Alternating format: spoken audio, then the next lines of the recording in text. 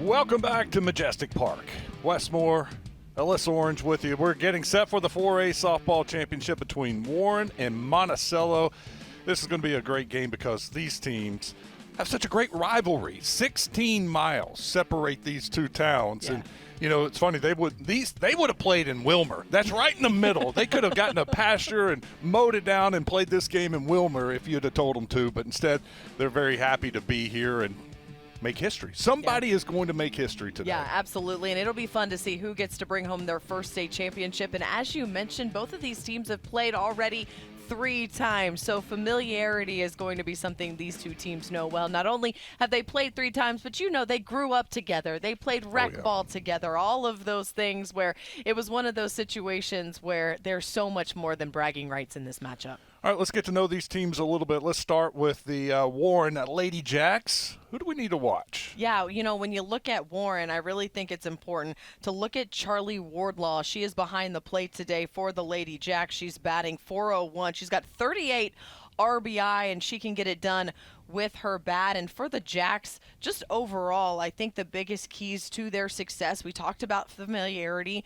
Use that familiarity to your advantage and just be in the moment. Don't make this game bigger than it has been and stay composed. These 2 matchups that we have already seen, the 3 matchups we have already seen, have gone Monticello's way. Can they be able to see if they can learn from those losses and get a win today? On the other side of things, also going behind the plate with Ashley Hales when it comes to Monticello. She is batting .481. She's got 38 hits, Wes, 13 home runs, and 38 RBI. She is our player to watch for the Lady Billies. And overall, use that offensive power. You look up and down this lineup and you look at what they can do offensively. I mean, I don't know if there's anyone who's batting below .277 on this lineup. So use that offensive power, and then also just do what you've been able to do and have success against Warren like you've had the last couple days. Yeah, they scored 34 runs in those previous 3 games against Warren. So I think it's very important for Warren to get off to a good start. Just for the psyche of it, these girls know they've lost all 3 matchups. Get out to a good start and get some confidence against this Monticello team. Today's weather, hopefully we have avoided the worst, and the major storms have already moved through. May have a pop-up shower from time to time throughout central Arkansas, but let's cross our fingers and hope it stays just like this, 67 degrees and no rain right now. We're going to get things started when we come back. First pitch just minutes away. It is the 4A state championship game between Warren and Monticello. You're watching the Centennial Bank Baseball and Softball Championships on Arkansas TV Sports. This broadcast is underwritten in part by... Since 1937, the electric cooperatives of Arkansas have been providing power to homes, farms, and businesses across our state. The cooperatives are member-owned and work together to serve Arkansans. The Electric Cooperatives of Arkansas proudly support high school students and athletics in Arkansas, and hope you enjoy watching the state championship games on Arkansas TV Sports. Better connected together. The Electric Cooperatives of Arkansas. UAMS is a proud supporter of Arkansas TD Sports. UAMS Health provides orthopedic and sports medicine care across Arkansas, supporting athletes and teams throughout the state. Find out more at uamshealth.com.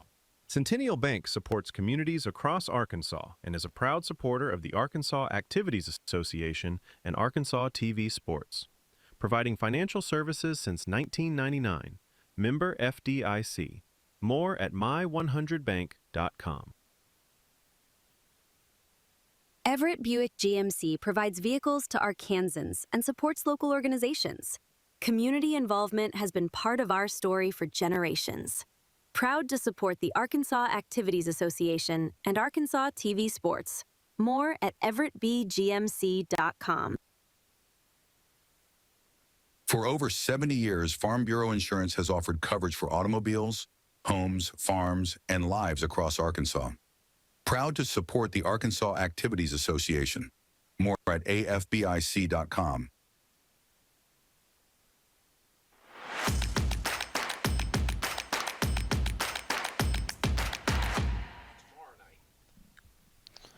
All right, here we go. We are ready. It is time for Warren and Monticello Part 4.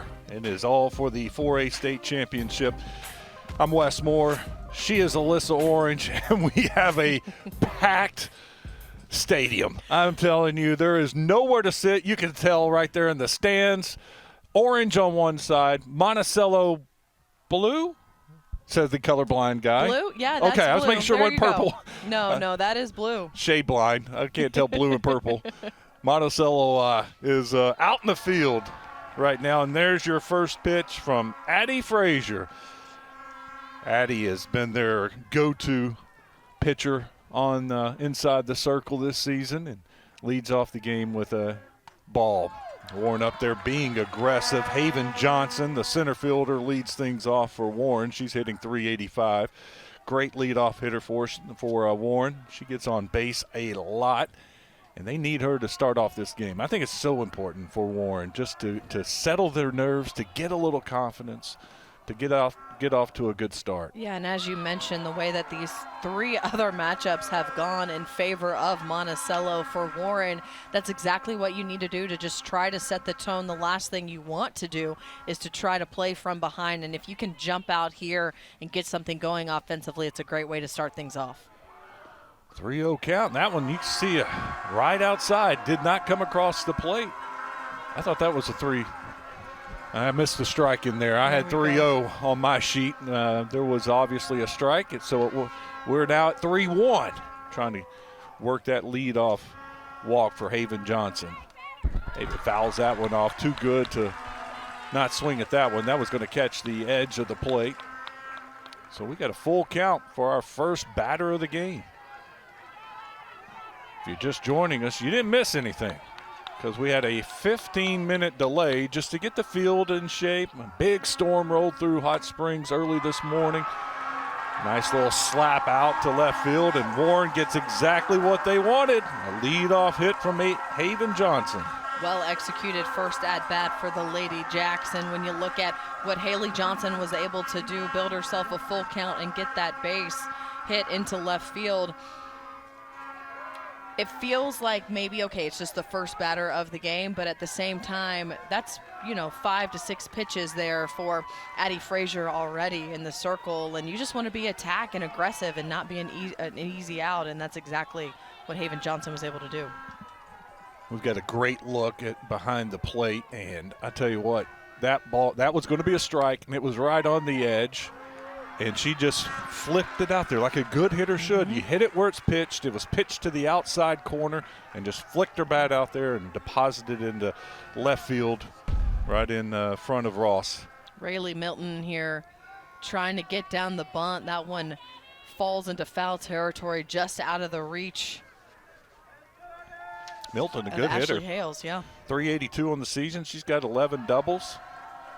Just a little too high. Couple of home runs on the season. And we got speed on the base pass with Haven Johnson. She's got 8 stolen bases this season. Haley Miller waiting for her turn on the on-deck circle, hoping to see a couple of Lady Jacks in front of her on the bases. Came with the high strike. Got her swinging. Couldn't lay off that one. Too tempting.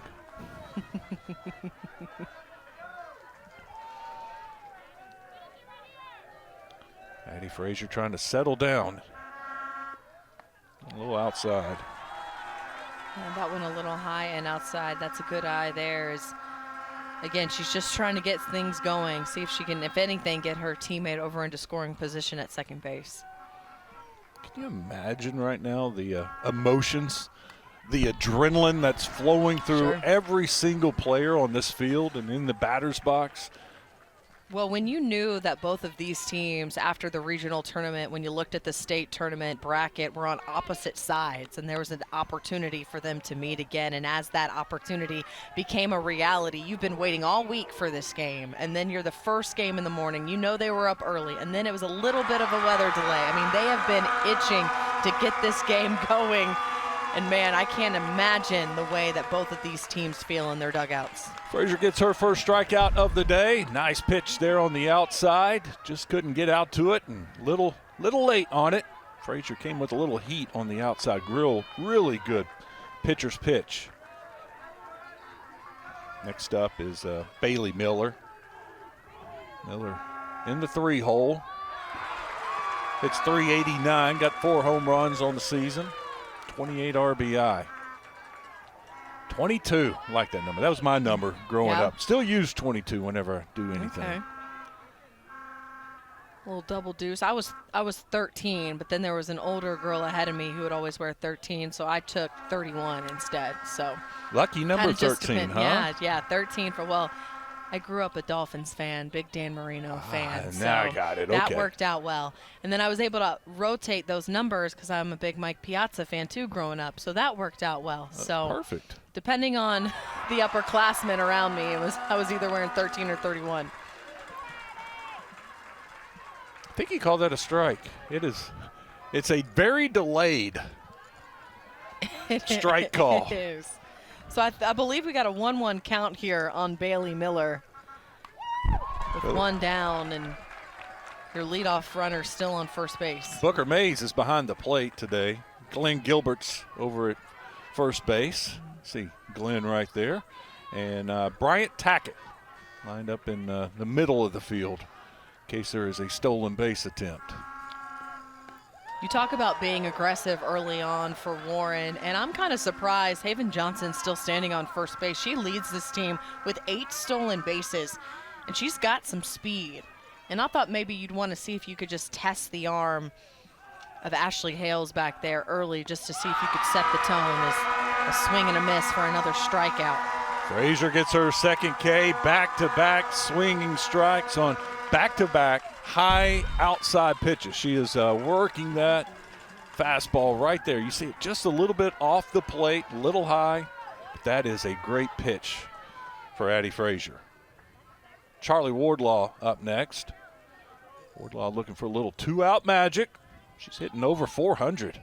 Only one on this Warren's lineup hitting over 400. Obviously, she was our player to watch, and I loved one of the things that they gave us when they gave us some of their stats and information was little blurbs about softball memories. And Charlie said her favorite softball memory was hitting a grand slam in the regionals to help them advance. Let's see if she can get that back going early here, Wes. That's a memory she'll never forget. No. She may be 50 one day and still can talk about that day and that big swing. Not many people have grand slams to their name, so absolutely. No grand slam here, but she would love a 2-run shot to get Warren off to a great start here in the first inning. But Addie Frazier comes inside, ties her up.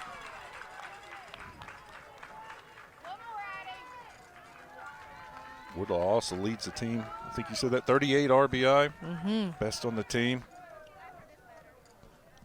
10 doubles as well, and that's something when you look up and down this lineup. We talked about Rayleigh Milton. She has 11 doubles. Natalie Hargrave, who we'll see later in the lineup, along with Brooklyn McVeigh, also with 12 doubles. I mean, they can get a hold of the ball and show off that speed. You've got to be able to respect that if you're Monticello, and you know you do because you know this team like the back of your hand. Frazier comes inside and fouls it off out of territory. Keep the count at 1-2. 1 strike away from striking out the side. Well, that would be huge. We've talked about Warren setting the tone. How about Monticello setting the tone defensively? If you can have that kind of execution by Frazier in the circle to strike out these batters to start things off, that's a great way to bring some momentum into the dugout to get your offense going. Went back to that high strike, but Wardlaw is able to foul that one back.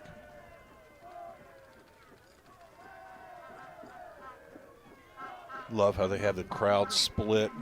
You got definite orange section of Warren over here, and then you got the blue of Monticello, and loud out in the outfield, covered out there, right field, it's standing room only. Yeah, there's no question who you're rooting for out there with what you're wearing, and it's pretty cool to see both of these small towns well represented here for a softball state championship. And as someone who played the game growing up, I love to see it. And I think something that I've been able to talk to with people who cover the sport in the state was both of these teams down from, that southeastern part of the state, where when you look at the 4A, you're used to seeing a Prairie Grove or a Gentry in these championship games. Just shows you the growth of the sport down in that area of the state, and you love to see it. Well, no doubt about the passion. You can hear it and you can see it with the way this place is packed. And they came early.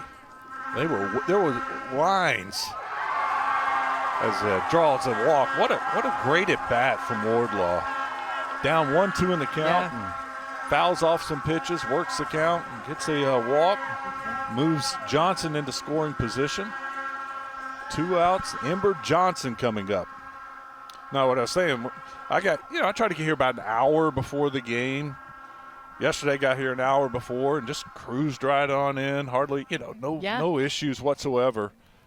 And I got here at the same time, and parking lot was full. The line, which there wasn't even a line yesterday, the line was probably, thinking to my golf knowledge, probably about 50 yards, maybe 60 yards long. Wow. Yeah. From the gate all the way to the road, and it was a mix of Warren fans and Monticello fans. You say golf knowledge, I think that in football field terms. Yeah. Was half a football field long. It was. Yeah, it definitely was half a football there field you go. long.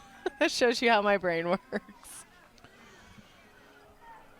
We talked about that, and there's a good look right there at Booker Mays. He's behind the plate.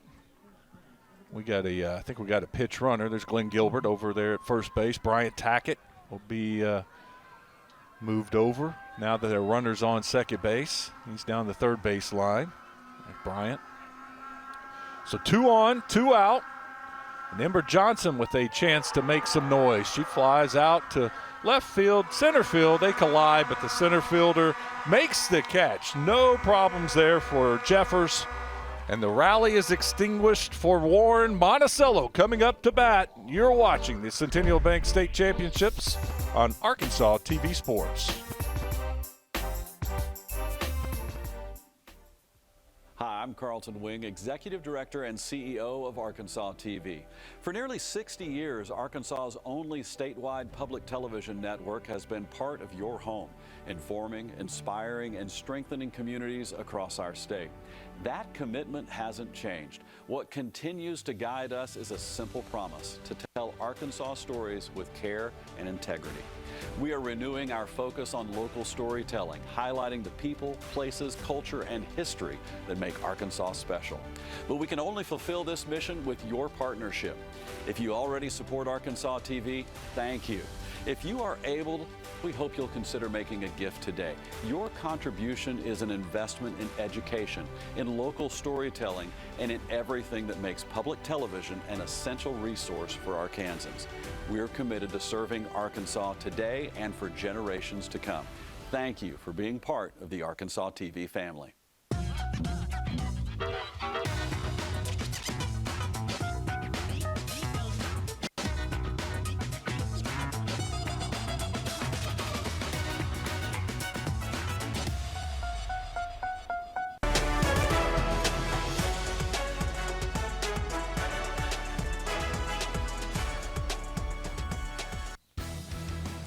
Welcome back to Majestic Park. Good look there at the Warren Lumberjack fans. On the other side, the Monticello fans. No score. Go to the bottom of the first inning. Good look at our Warren Lady Jacks pitcher, Brooklyn McVeigh. She has been their go-to pitcher in the circle this season. 18-7 record.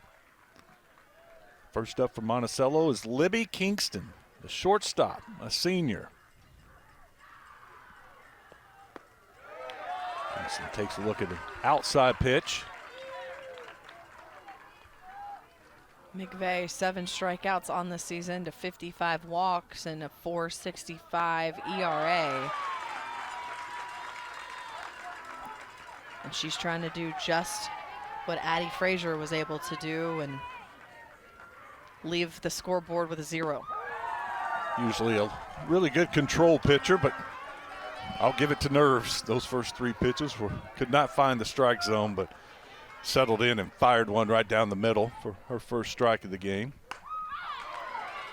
Head out to left field. Milton there. Easy out.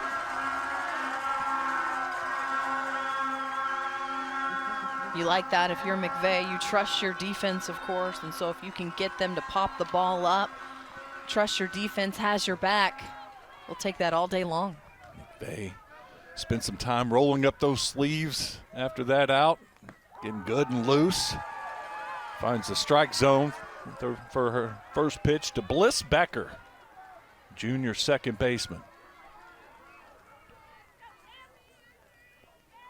Well, we talk about the offensive power, something that's a huge key for them to just really lean on. How about Bliss Becker hitting .448 as a batting average? That is impressive. She's just got 3 home runs, but 24 RBI, an on-base percentage of .463.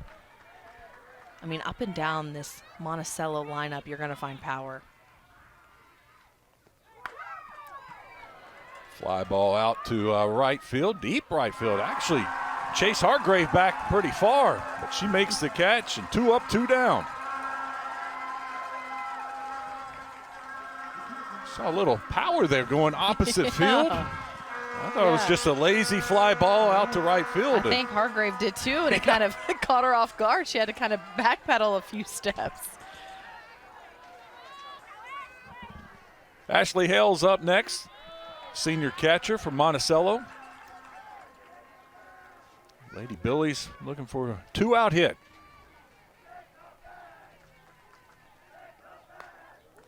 Nice pitch inside, fouls it down the left field line. Well, we talked about Hales. One thing she can do is hit the long ball. She leads this team with 13 home runs this season. And so you have to respect that power. Setting it up on the outside corner. Batting .481. That is just so impressive. I think that's why they're choosing to work the outside part of the plate. And a little nubber right back to the pitcher. And McVay takes care of it. McVay goes 1, 2, 3 in the first. We'll head to the second inning and see if the Lady Jacks can get on the scoreboard. You're watching the Centennial Bank Baseball and Softball State Championships on Arkansas TV Sports. Since 1937, the electric cooperatives of Arkansas have been providing power to homes, farms, and businesses across our state. The cooperatives are member-owned and work together to serve Arkansans. The electric cooperatives of Arkansas proudly support high school students and athletics in Arkansas, and hope you enjoy watching the state championship games on Arkansas TV Sports. Better connected together. The electric cooperatives of Arkansas. Join the ranks of corporate sponsors and business partners at Arkansas TV. Your support will shine a light on your business with recognition on air and at major community events. Plus, our viewers love the businesses that underwrite their favorite programs. Showcase your company while making a meaningful impact on lifelong learning. Partner with Arkansas TV to build a brighter future for our state.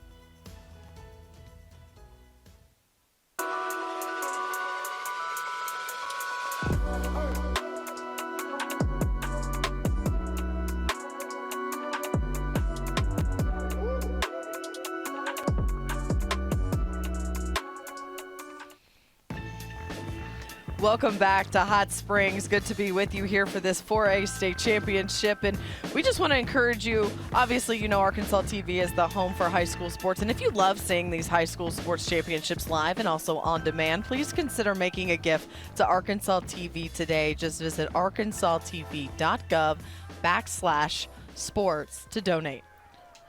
Top of the second. It is Warren and Monticello. Lady Jacks back up. They had a couple of base runners in the first inning. Had a single and a walk, but could not get on the board. Natalie Hargrave leading things off for Warren.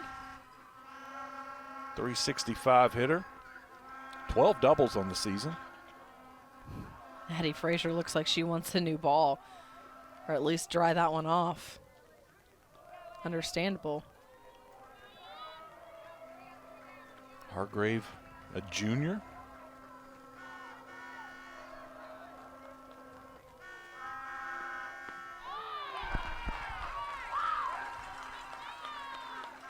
Love it.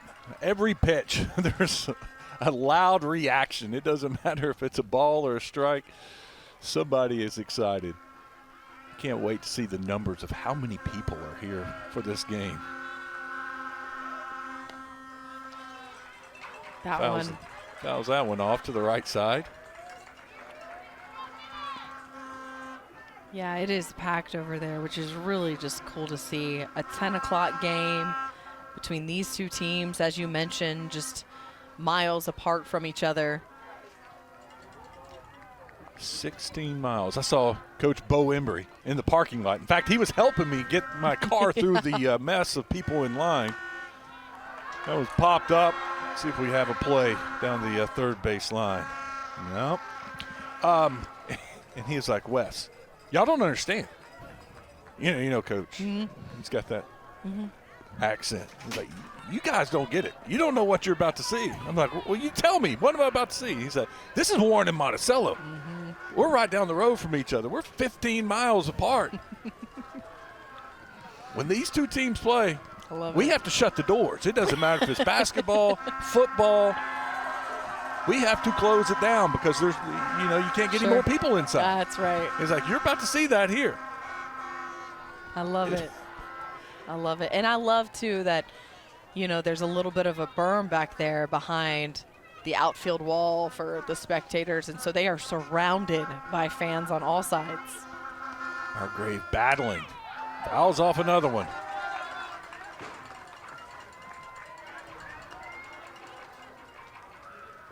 Got the rain jackets out. Appears just a little rain is falling. Yeah, just a little sprinkle right now. Maybe a little harder than a sprinkle. Umbrellas are coming out. A little bit of rain's not going to scare anybody off. Not Warren and Monticello flared out to right field. Ferguson's there, makes the catch.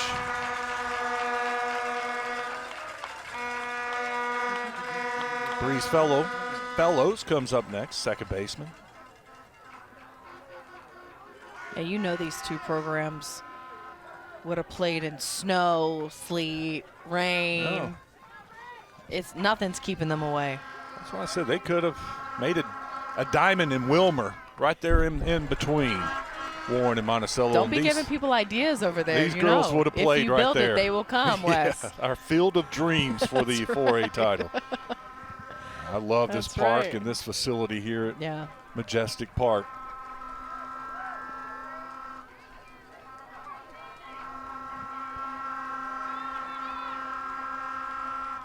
You think they blow those horns the entire game? Whew, I don't know. Can they keep it up? But that is impressive. I think that's coming too from the Warren, a student section that they've created over there in the stands, I believe. I think that's where they're coming. And if that's the case, no, those students aren't stopping anytime soon. I'll tell you, when I walked in at 9 this morning, they were blowing it at 9. Oh, so yeah, they've already been going an hour and a half. There they are. We're just in the second inning. Let's see if they can keep it up. That's a good pitch. That high outside, just tough to get to. So here's a fun fact that I was reading that I thought was really cool, and you can look at that student section again. Some of those guys for Warren look like football players, which we all know the history of Warren football, right? Well, the past 3 years, the softball team has been up at 7 a.m. doing summer workouts alongside the football team Monday through Friday, and then they also train in the weight room with them during their dedicated lifting time. So this softball team and the football team at Warren have been really close, and it's really cool to see those guys out there supporting their fellow classmates. Would not miss this for the world. Frazier picks up her third strikeout of the game. Breeze Fellows goes down swinging. Now it's Presley Reap.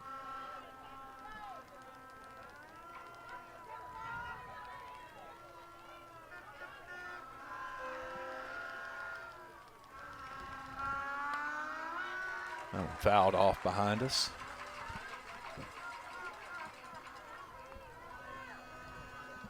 Feels like the rain's letting up a little bit. Not as hard. Still misting, a little sprinkle. You see Frazier wiping her hand right there. It for sure. Yeah, she's going to have to. Yeah, she's got that towel behind her. Came with some off-speed stuff. That was nice. Reap well ahead of that one.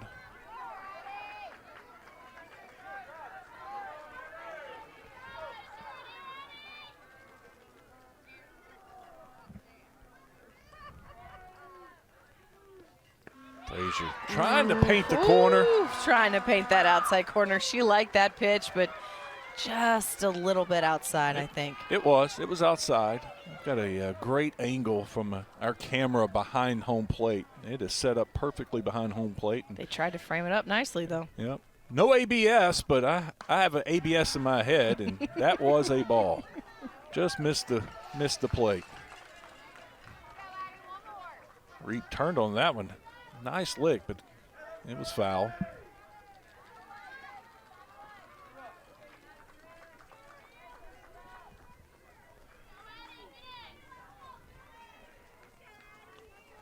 Frazier trying to get another strikeout. And she got the corner that time. There it is. 2 strikeouts for Frazier in this inning. 2 in the first inning. Still scoreless. We'll head to the bottom of the second. You're watching the Centennial Bank State Championship games on Arkansas TV Sports. Want to see more Arkansas stories? Subscribe to Arkansas TV on YouTube for original productions, extras from your favorite local programs, behind-the-scenes videos, and our exclusive coverage of high school sports, all available on demand. Don't miss out on more great Arkansas stories. Scan the QR code to subscribe now.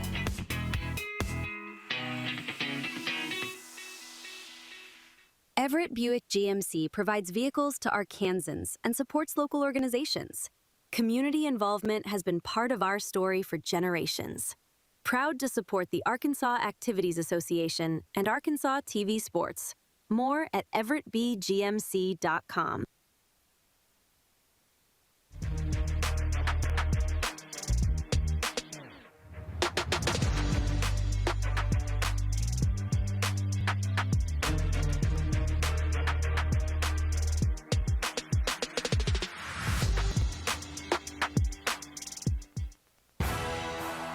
We are now here in the bottom of the second between Warren and Monticello, and experience the action all over again next week because this game already shaping up to be a rewatchable game. Follow us on YouTube at youtube.com/@Arkansas TV to watch the games on demand.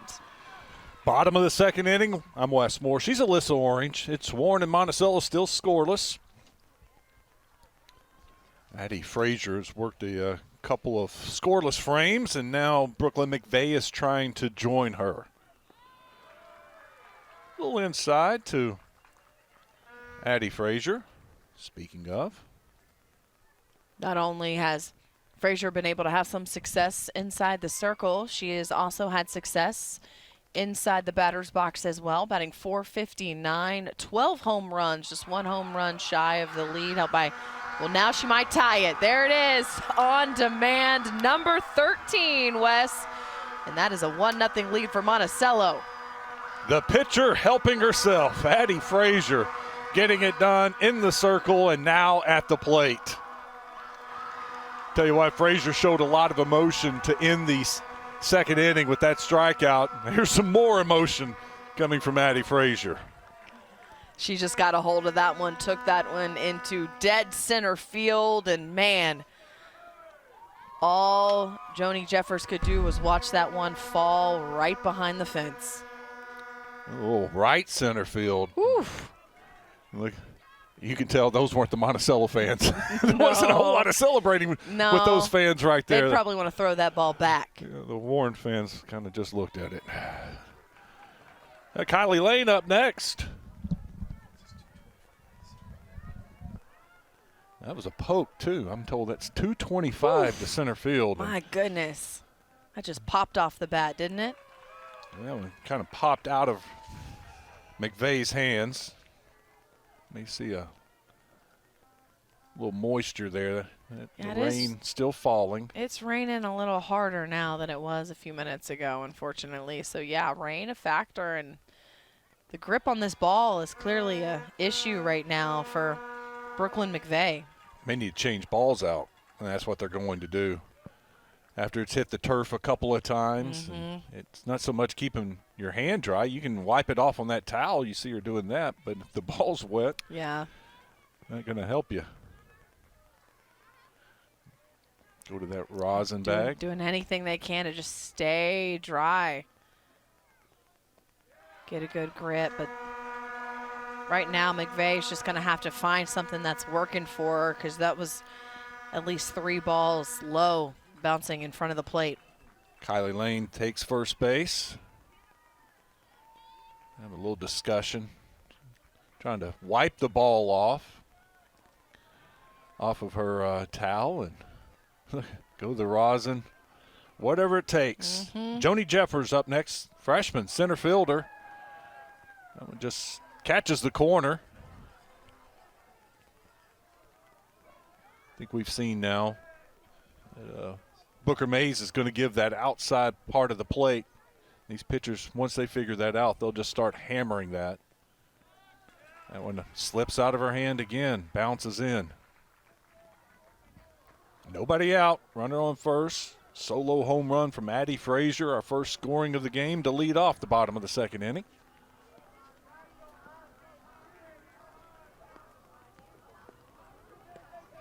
Jeffers.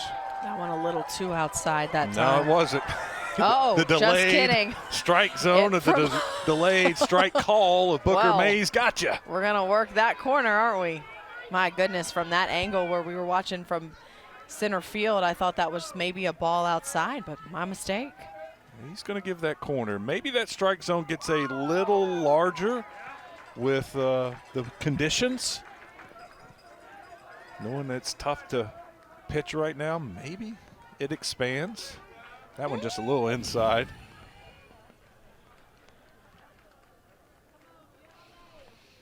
McVeigh trying to finish off the hitter, and she does. That was a nice low pitch. Yeah, very gets her tough to hit. swing.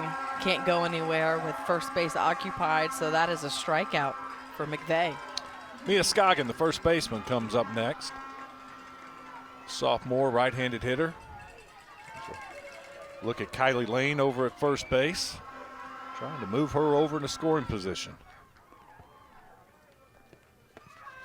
McVeigh tries that outside corner again, not this time.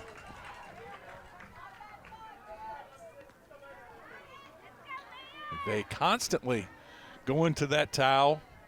Hope they got a lot of dry towels in the dugout to switch that out with. I'm sure that they do. They probably came prepared. Still raining, but the good news is the skies are lighting up a little bit. Not as dark as it was a couple minutes ago.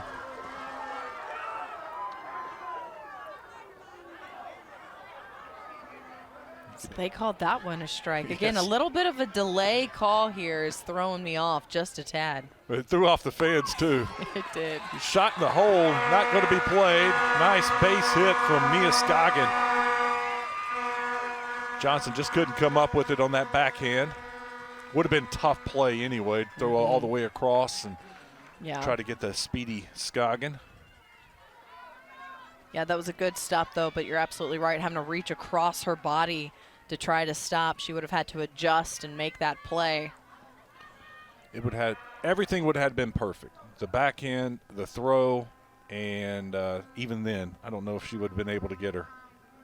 Still a good way to at least get that ball down on the ground and get it stopped and not have it roll into left field.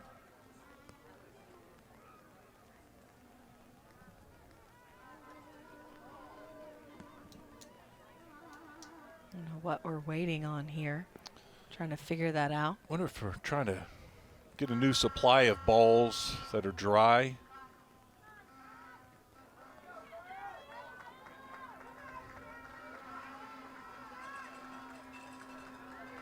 I think we're about ready now.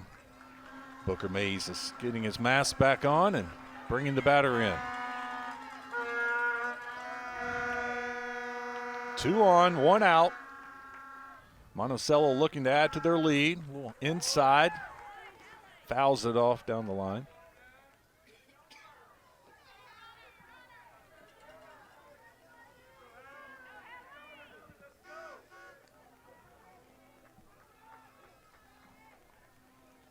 McVeigh trying to work out of a little bit of a jam. Limit this inning to just that one run. One run won't kill you. Want to avoid those crooked numbers today, and that's been the issue playing Monticello. Monticello put up 15 in one game, 12 in another. In fact, the least amount of runs Warren held Monticello to was 7 in a matchup, but they lost that one 7-1. Really two big Monticello victories out of the 3. There was a 12-11 game. I bet that would have been fun to watch. Yeah. Nail biter back and forth. These two battling in that one-run game, I'm sure it would have been. And they want to keep it a one-run game here and see if they can go in and do some offensively if you're Warren. It's big at bat right here. 3-1 count. Ross fouls it off.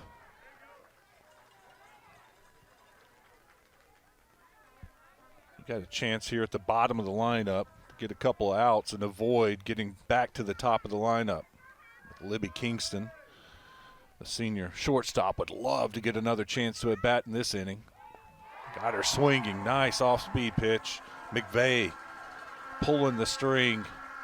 That was huge. Needed that. Yeah, and I think for McVeigh, that just really helps her confidence. Clearly having just a little bit of an issue with the ball, with the grip because of the rain. A few balls down low in the turf, bouncing in front of the plate. But she's been able to have 2 strikeouts in this inning after that home run, and that's big from your pitcher in the circle. Foul ball for strike 1. Grace Ferguson, right fielder. We've seen her make a play already out in the field. Now she wants to make a play at the plate. The clutch 2-out hit. Sophomore steps back into the batter's box. McVeigh gets her to the ground to short. Just throw it over to third for the easy force out. And McVeigh does it. She gets out of the jam. Just limits Monticello to the solo home run from Addie Frazier. But we got the scoring started off with a bang with a big hit from Frazier. We'll head to the third when we come back. You're watching the Centennial Bank State Championships on Arkansas TV Sports.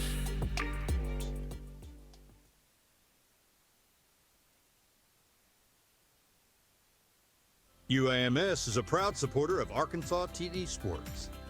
UAMS Health provides orthopedic and sports medicine care across Arkansas, supporting athletes and teams throughout the state. Find out more at uamshealth.com. For over 70 years, Farm Bureau Insurance has offered coverage for automobiles, homes, farms, and lives across Arkansas. Proud to support the Arkansas Activities Association. More at afbic.com.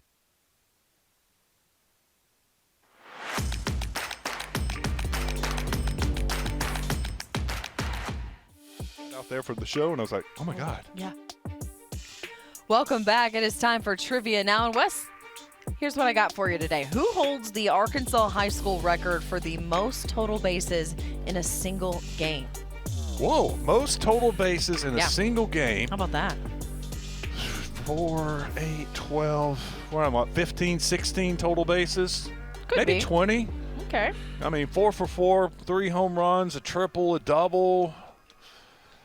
It's quite a game this young lady had. I got your Yeah. answer for you coming up. Let our audience kind of think on that one for I have a minute. no But you- clue. I don't even have a clue on how many total bases she had in the game. You were kind of close. Was I? All right. You were flirting with it. All right, Warren up to bat. We got McVeigh, the pitcher, up, looking to help herself. Wouldn't that be cool? Addie Frazier led off the last inning with the solo home run to help herself, and McVeigh would love to do that. Yes, she would. I think she had settled just getting on base and scoring a run a little bit later in the inning. A little outside. McVeigh's got 2 home runs on the season so far, so she can hit the long ball if she wants, but you're absolutely right. A base hit works as well. You're just down by 1. Nice hitter, too. 365 average. And a good eye. Now we're seeing McVeigh had some problems on inside the circle with the moisture. Now Frazier, a little bit of an issue. Yeah, takes a little something off that one and gets the strike. Yeah, that was a really good pitch right down the middle. You knew that McVeigh probably wasn't going to swing with the 3-0 count. And then gets her to chase on that outside corner, and just like that, look at Frazier getting herself back into this count. Full count here. May have been ball 4, but we've seen that pitch given at times. That one too close to take. Yeah, and I think the way that they've been calling it, too, you just have to battle. And if you don't like it, at least try to foul it off. Frazier has been attacking that part of the zone really the first 2 innings.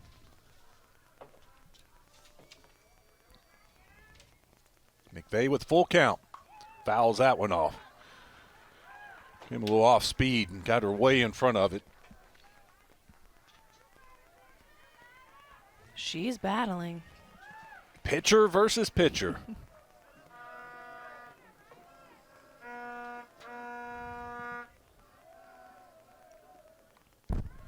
We'll do it again. Warren trying to get a base runner. They didn't have one in the second. Went 1, 2, 3. They had 2 on in the first. Unable to capitalize on that opportunity. Brooklyn McVeigh trying to see if she can get on base, bring up the top of the lineup back up. Rain has lightened up. A very light rain right now. There you go, walk. She worked the walk. Good at bat from Brooklyn McVeigh. Very patient. Love the approach.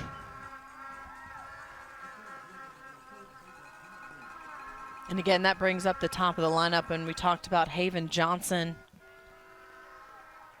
She had a single that she kind of just poked into shallow left field, her first at bat. Went out and just took the pitch she was given. Now she's got a runner on to work with. That's a great example of how a lot of times that 9-hole hitter, it's like your second leadoff hitter. And she did a great job of getting on base. And it says a lot about McVeigh and the athleticism. A lot of times you'll see a pitch runner for the pitcher. Nope, she's still out there. She's over on first base. She's got 3 stolen bases to her name. She's got some speed. Johnson looking for her second hit. Chases after the high stuff. Yeah, and I think maybe this is just Johnson pressing just a little bit. Both of those, a little bit of a rise ball swinging just underneath of it. When she gave that look after that swing, she was a little upset with herself. That one getting away from Hales, a high one from Frazier. I think she was trying to see if she'd go for the high ball again and then just letting go a little too late. That's going to allow McVeigh to head over to second base. Takes away the force.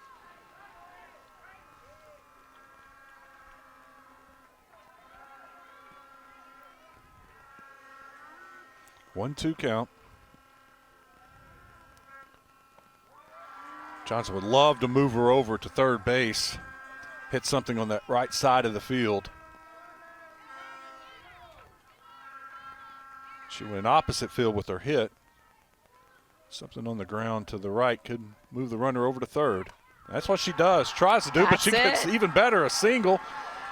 That's going to score a run. We are all tied up. Wow. As McVeigh and the Wheels come sliding in safely. What a great piece of base running there by McVeigh. When she saw that ball was taken into right field, she didn't hesitate.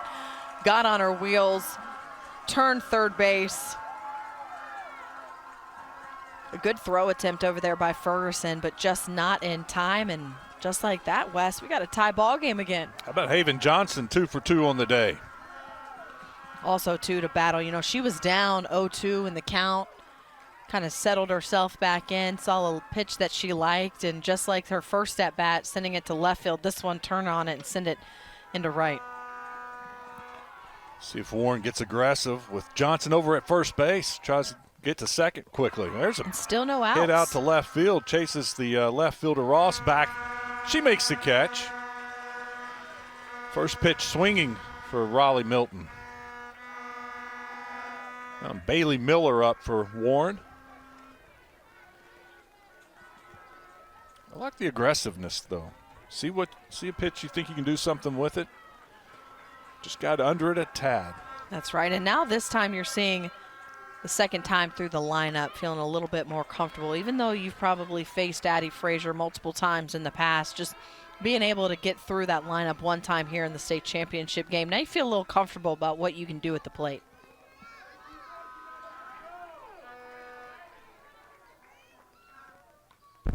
They're swinging. That's 3 straight pitches Warren has swung at. You know, and sometimes as a coaching staff, you have a little talk with your hitters and say, look, okay, she's throwing her strikes. Let's be aggressive and attack early in the count. Let's go get our pitch to hit early before we get down in the count and have to swing at her pitches. Now here we go. Oh, Addie Frazier talking about her pitches. Let's see if she goes outside here. You called it. Good job there by Miller to just foul that one off. If I'm Frazier, I'm going right back to that spot, though. Maybe a little higher. That's where Yeah. the majority of her strikeouts have been, high and outside.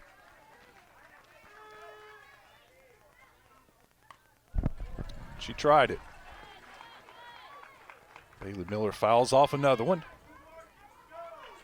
And I know we're looking up here in the ref. I think the rain is, again, like you mentioned, it's definitely let up, not raining as hard as it was in the bottom of the second. I can't see anything right now. Yeah. The only thing we have is dripping off just, Yeah. you know, the overhang that we have in front of us.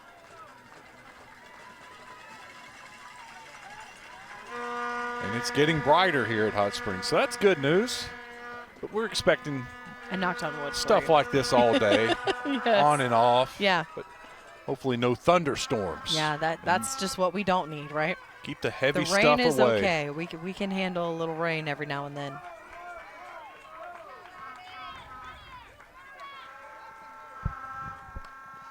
Him inside with it this time. It's good pitching, you know, outside, outside, outside. Then come back inside, try to tie her up. Bailey Miller was able to get a little something.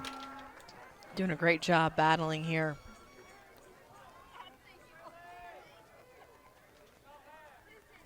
Frazier trying to bounce back after a leadoff walk and a wild pitch and a single. Came too far inside. Frazier thought she had that one. Yeah. Waited for that delay call that she did not get. She gave out a little scream after that one. Did. She liked that pitch. There's their outside pitch, but just slaps it into the gap, all the way to the wall. Let's see if Johnson can score. They're going to send her, coming around. No play at the plate. Warren takes the lead on the double from Bailey Miller. Excellent execution at the plate, battling off the pitches she didn't like. Finally sees one she does and hits it over the second baseman's head. Runs all the way to the wall. Great piece of hitting there. And an RBI for Miller. Well done. Once it went all the way to the fence and had it just a little bit of an issue for Jeffers picking it up the first time, that gave Johnson all the time she needed to come around and score.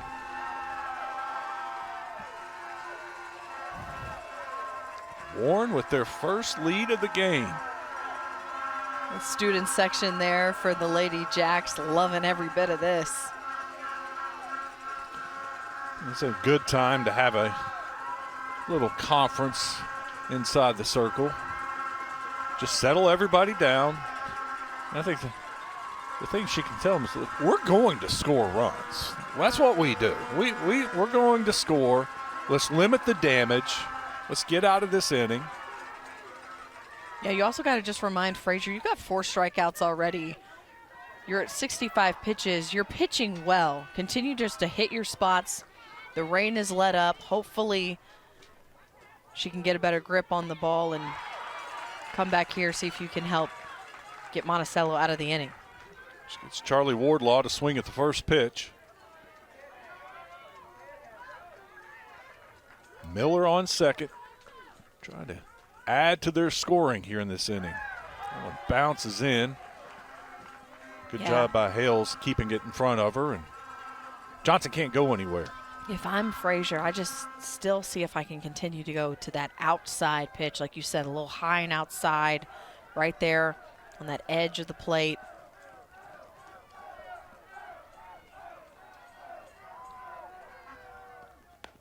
There's that outside. Just a number to the first baseman. Scoggin makes the play and steps on the bag, but that does allow Miller to go to third. Now it's going to be important for Hales to keep everything in front of her. Don't want a wild pitch to give Warren a run right here. No, you don't. Ember Johnson flew out to center field. Her first at bat sends this one into shallow left center. And just like that, Monticello gets out the inning, but Wes, Warren's got the lead. Nice little conversation paid off. That seemed to settle Frazier down. Warren picks up two, though. They take the lead, 2-1. We'll head to the bottom of the third. Stick around. You're watching the Centennial Bank State Championships on Arkansas TV Sports. Hey. Hey, you. We know what you did. And we think you're just the most magnificent person ever. Because you support public television. And you did it by donating your car to our station. Vehicle donations like yours bring significant funding to the quality news and programming you turn to every day. So now, it's time to celebrate you and all of our supporters that keep us going. Since 1937, the electric cooperatives of Arkansas have been providing power to homes, farms, and businesses across our state. The cooperatives are member-owned and work together to serve Arkansans. The electric cooperatives of Arkansas proudly support high school students and athletics in Arkansas, and hope you enjoy watching the state championship games on Arkansas TD Sports. Better connected together. The electric cooperatives of Arkansas.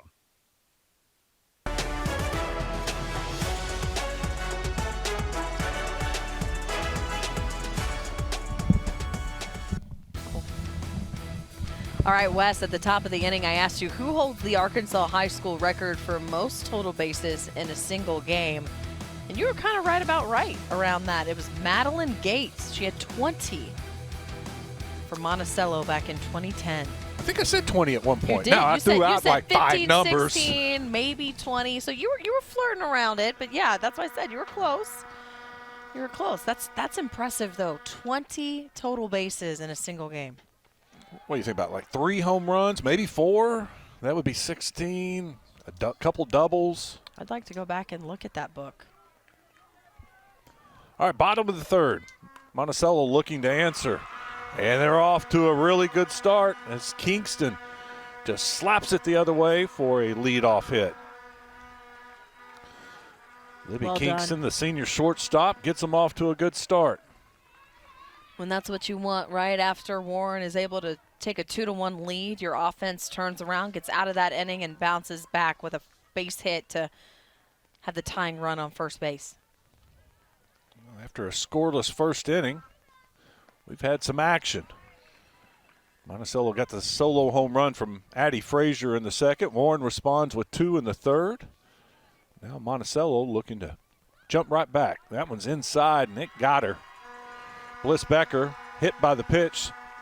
So, yeah, Monticello's got a little something going here in the third.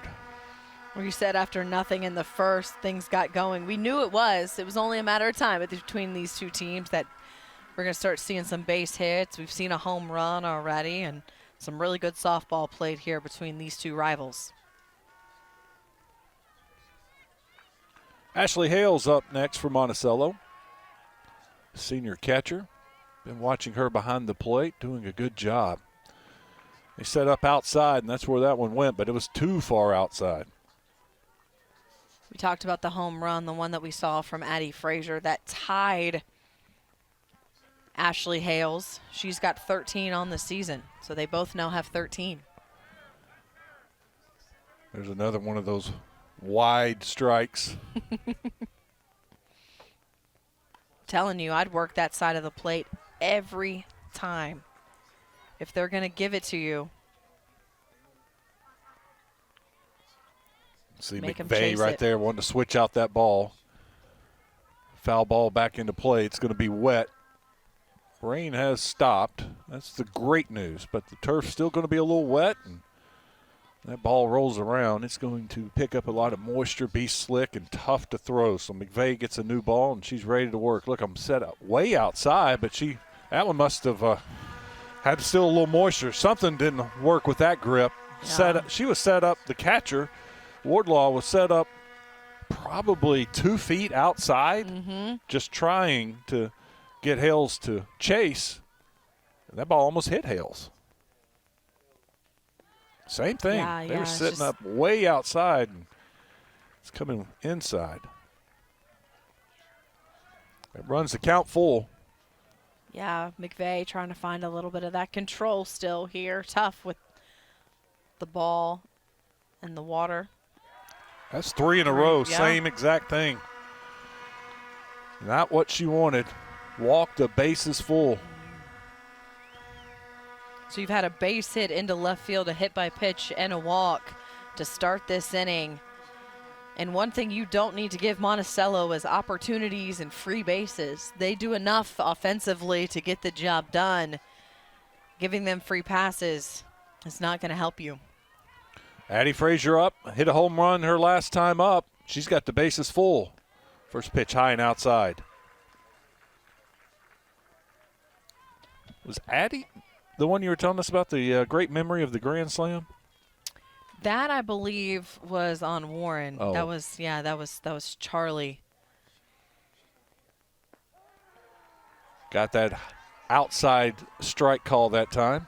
But Addie can add a grand slam to her 13 home runs. I think she'd be okay with it.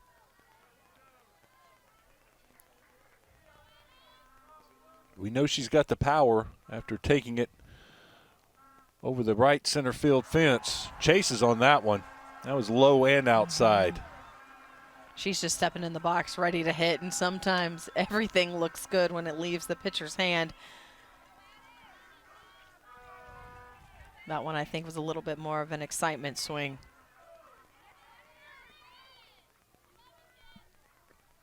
McVeigh looking for a big strikeout. Gets her to chase after that one high and outside.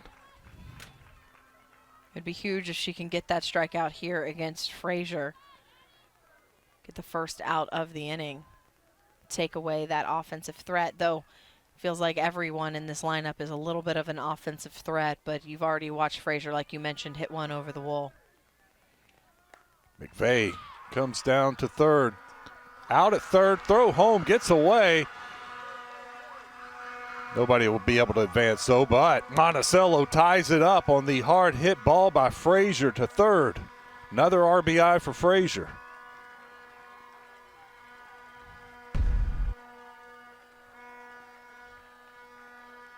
Yeah, good job by Frazier there to get that RBI and tie things up. And I don't hate that play by Miller.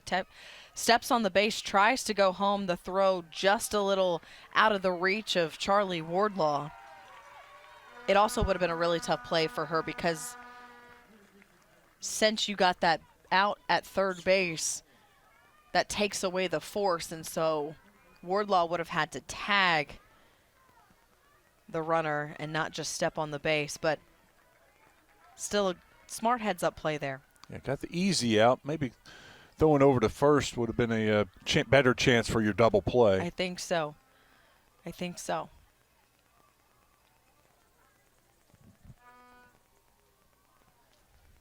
We got runners on first and second. Another delay. Just getting softballs is what we're doing right now. It's they're having to cycle through a bunch of different balls because of the moisture on the field, and every time the ball hits the turf, they're trying to replace it to give the pitcher, McVeigh in this case, the best opportunity to get a grip. Kylie Lane up now, left-handed hitter.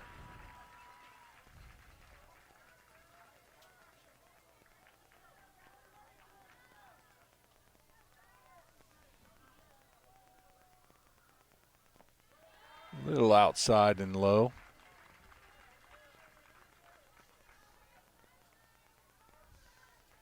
Just one out. McVeigh looking to get out of a jam and keep this tied. Good pitch from McVeigh. Just a little outside.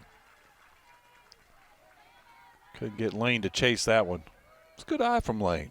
Yeah, but good pitch, too, there by McVeigh. I continue to just go outside and see if you can get him to chase. But 4-pitch walk loads the bases once again. I'll bring up Joni Jeffers, freshman center fielder. She struck out her first at bat.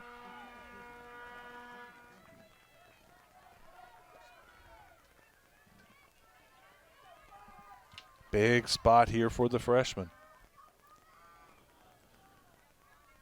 Chance to make this a big inning. Oh, that one hit her. Oof. That bounced in and hit her. McVeigh completely lost the grip of that ball.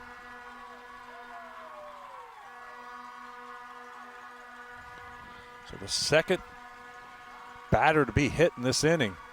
Control, a big issue. You think about it, 2 hit batters, 2 walks, just 1 single. And we talked about not giving Monticello free bases, and unfortunately with a walk and 2 hit by pitches, 2 walks, 2 hit by pitches, it just feels like they're capitalizing on Warren's mistakes here. And this just feels like a pivotal moment in this game. You can get out of this inning quickly and stop the damage with a double play. Or honestly, the Lady Billies could open up the floodgates with bases loaded and 1 out, and this could get out of hand quickly. Yeah, huge moment in this game. Got the bottom of the lineup. You know, and McVeigh was in this similar situation with a couple runners on in the last inning and got to the bottom of the lineup, and she got out of the jam. She's going to need to do something very similar here.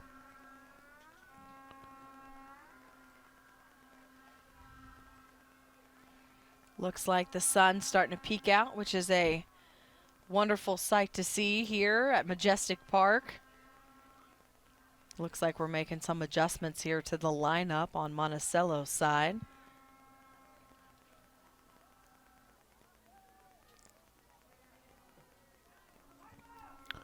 Bases loaded. You hear, I guess, a Warren fan yelling, "Play ball." Monticello fans not upset about that.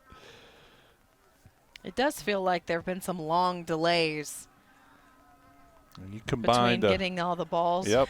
and stuff, and some changes that have been made. So just making sure everyone's on the same page. But it does still kill a little bit of the momentum. Look at Addie Frazier over at third. Mia Scoggin ready to hit.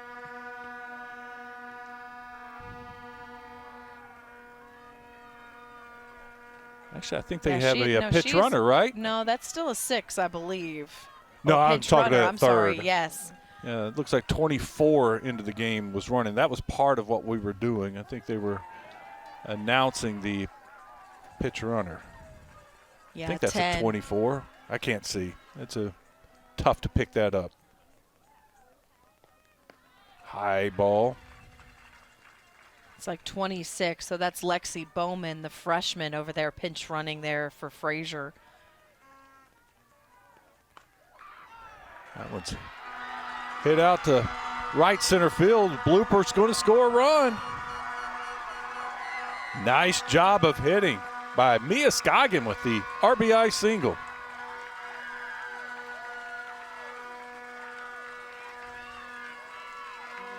Well placed there. She was able to just pop that one up into no man's land, and it just drops there where the grass starts. It gets the job done.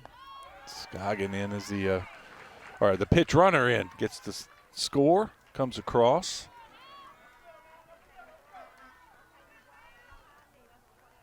Ross looks at that one.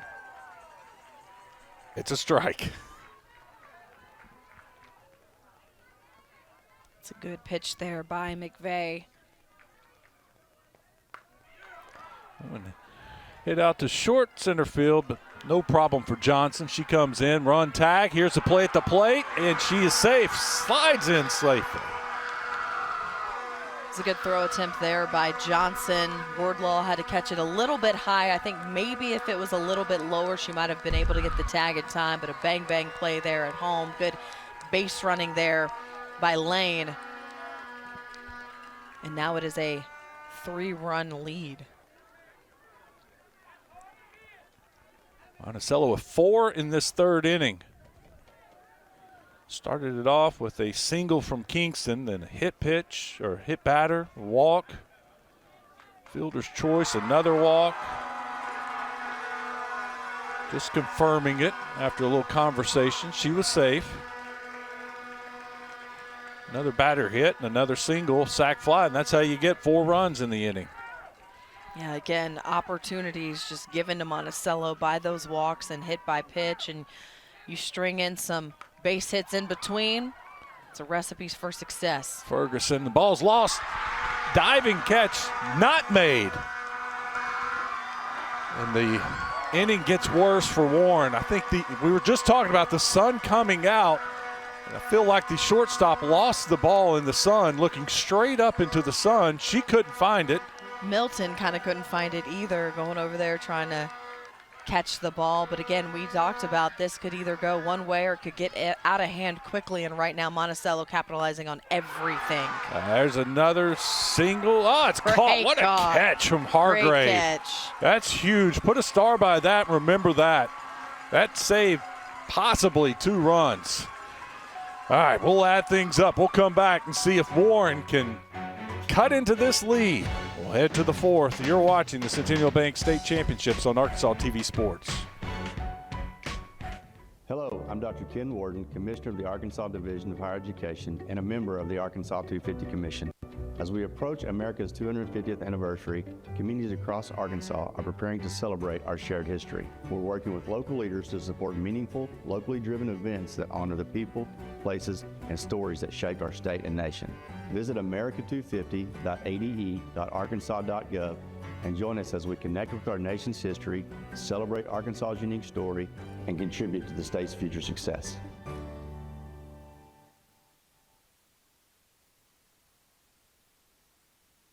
UAMS is a proud supporter of Arkansas TD Sports.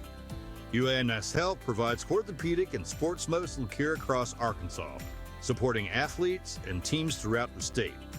Find out more at uamshealth.com.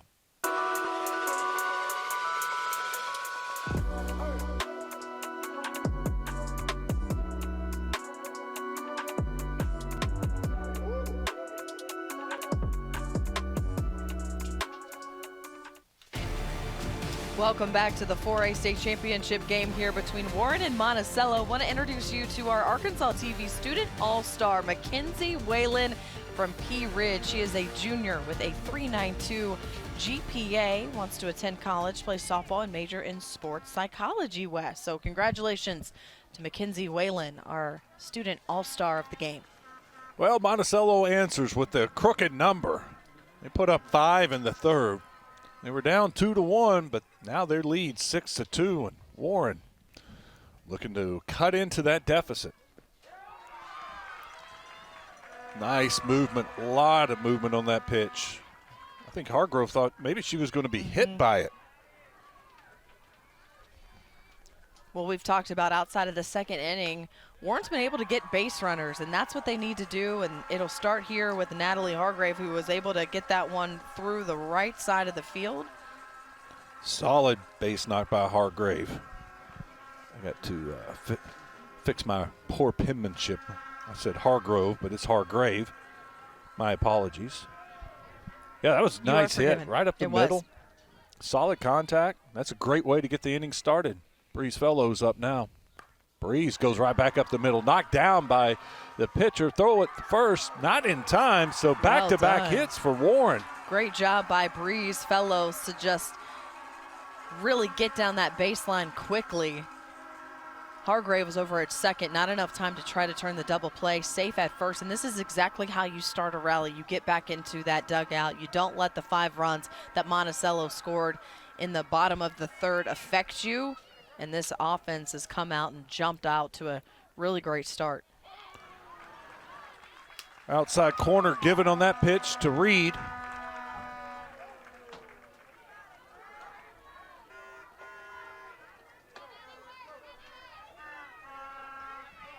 Addie trying to settle down. On outside, Addie Frazier has been a big part of this offense, and there inside the circle. Couldn't make the play defensively. She got the glove on it, but just couldn't catch it. Yeah. Reed gets something to hit right in the middle, but pops it up. Center fielder's going to call everybody off, and Jeffers makes the play.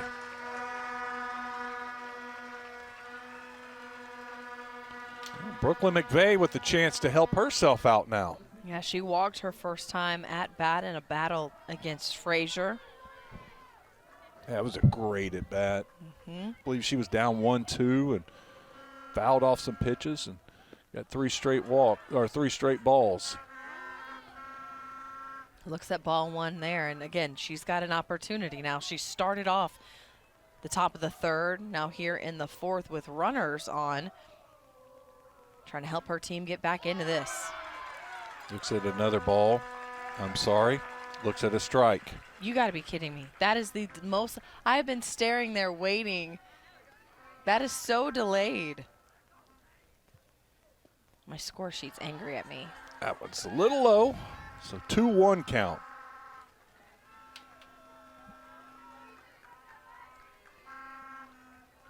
Tell McVeigh's got a really good eye.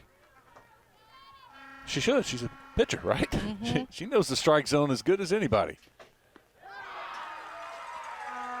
A little too high to swing at for her liking, but that was a strike. Yeah, that one kind of right down the middle there. Really good pitch there by Frazier to kind of freeze McVeigh in the box.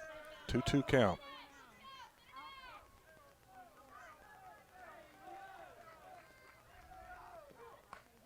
Came back with the same pitch, and this time McVeigh was ready for it, fouled it off.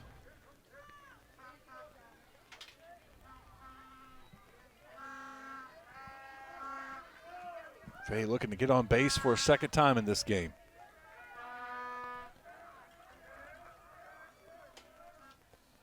Oh, gets away from Frazier. Runners will advance. Both move up. Hargrave to third. Fellows to second.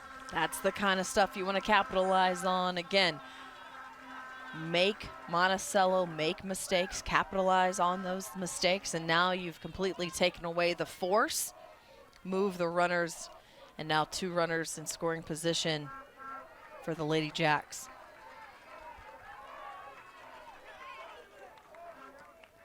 There's ball 4. Oh, wow. Warren fans won't like that one. Oh, wow. Thought she had worked her second straight walk, but Booker Mays disagrees. Here's a good look from behind the plate. Yeah, that's why I said the Warren fans wouldn't like that one. That was pretty much my viewpoint. Wow. That's a tough one. That is a tough strike 3 call there. Wow. Haven Johnson up now, and Haven's 2 for 2. Got a couple of singles. A third single would be huge right now. It would be. On the other side of that, too, though, you know he's calling those outside pitches. He's going to call that one again. You have to be aggressive and just foul it off because you know he's going to call it. Yeah, not much you can do with it except for just foul it away. Exactly. Goes high. But sometimes it's not necessarily about the strike zone. It's the umpire's strike zone, and you have to adjust as a hitter. Yep. And look, no one knows better than McVeigh. Yeah. She's been taking advantage of that outside zone, too. That one felt like 3 balls off the plate, but still, foul it off. Give yourself another opportunity. It's a tough break, though. And too high. 2 on, 2 out. Warren trying to cut into the lead. Single here would be huge for Warren. But Addie Frazier trying to put up a 0. She does. Dang it, and she did not want to swing at that, you could tell. Addie Frazier gets the K to end the inning. Monticello's lead stays at 6-2. Stick around. You're watching the Centennial Bank Baseball and Softball Championships on Arkansas TV Sports. This is a bit of an odd one. The offender had to smuggle in an antique execution device for a start. Brian had an eye for a good deal. You mean, did he like ripping off unsuspecting morsels?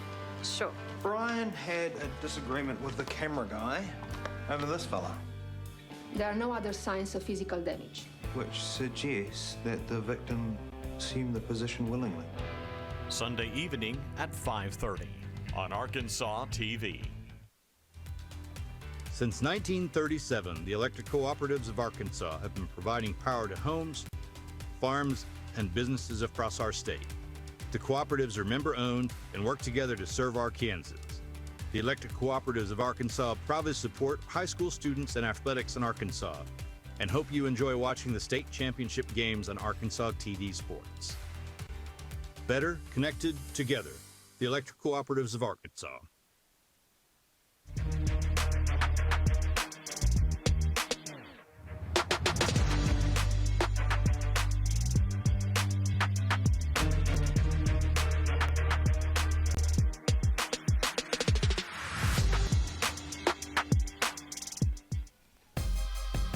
Get your live action photos from the game at arkansastv.gov/sports. Grab free downloads, have prints made. Obviously, these make great championship keepsakes. And an opportunity to own a piece of history.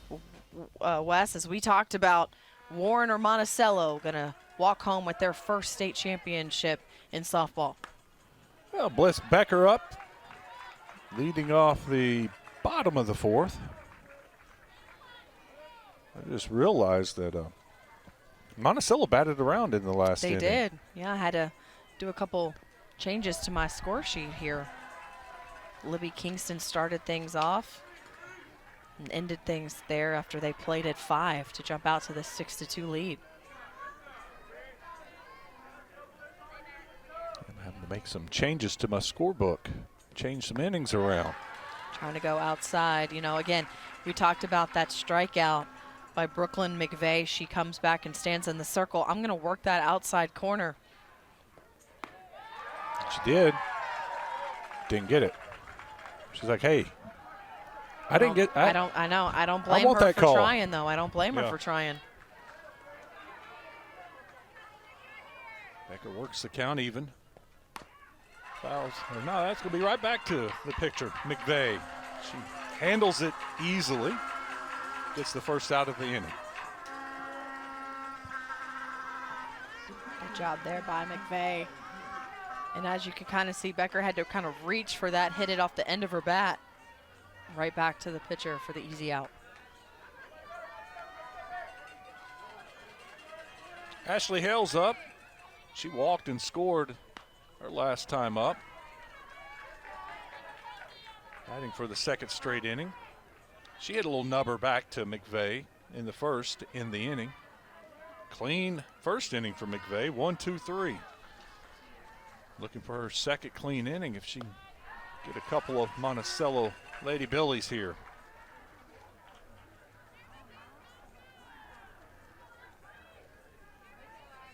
Monticello scored 1 in the second and just hammered that one center field. That's right off the wall. They have a play at second. No, she stops wisely.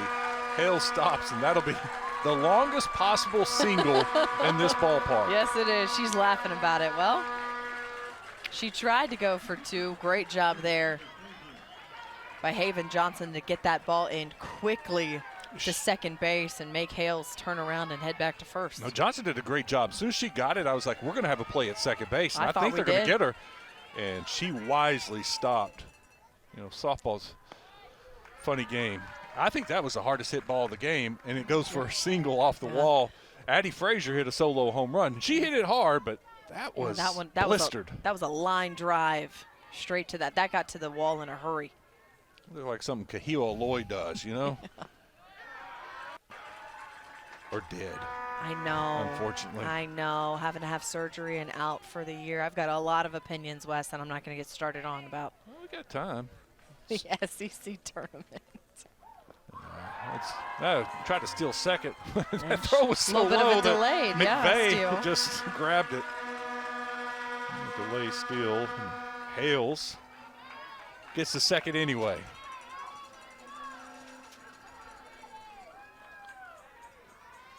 So a little pressure off of Frazier here. Oh, ground ball to second.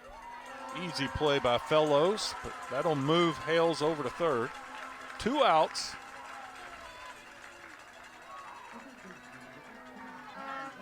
You know, that'll work, though, and that delayed steal valuable in that situation because that could have been a double play opportunity there. That got taken away with that delayed steal. So now you've got Hales on third base with 2 outs and Kylie Lane, who has already had some success. She's walked twice and she's scored once here for the Lady Billies. Hit that one out to short, gets by the shortstop. Johnson can't make the play, and Hales will come in and score. Kylie Lane hit it hard, just couldn't make the play there at short. That'll add to their lead. Good look at it. You know, sometimes, and I noticed this at the Arkansas-Kentucky series on the all-turf field out there, when you get moisture on the field, the ball kind of scoots instead of you're expecting a bigger hop on this turf, and when it gets wet, you get a little slide for a little bit. Yeah, exactly, right. You know, it's almost like skipping rocks on a pond, as opposed to really being able. You've practiced probably for so long, playing this sport for so long. You know what a ball will naturally do when it bounces on dirt or it bounces on grass. This is completely different. You got to throw all of that out the window. Joni Jeffers up, center fielder. Setting up outside, and that's where she pitched it. And same thing, just not the hop they were expecting Fellows to get. Misplayed. Nobody can get the out at second or first. And that one was just kind of hit in a weird placement. I couldn't tell if Fellows knocked it down but then lost control. Yeah, she got a glove on it, yeah, but she couldn't catch it cleanly, and it got away from her and tried to make the play at second and get the force, but it was just a tad late.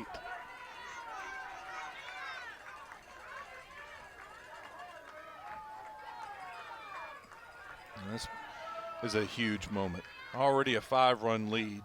Mia Scoggin up. You don't want to give up any more in this inning. Yeah, and this inning felt like it was going really well for Warren defensively early on. You get that first out right off the bat. You get that second out, but that stolen base, that delayed steal by Hale has seemed to be what has kind of caught things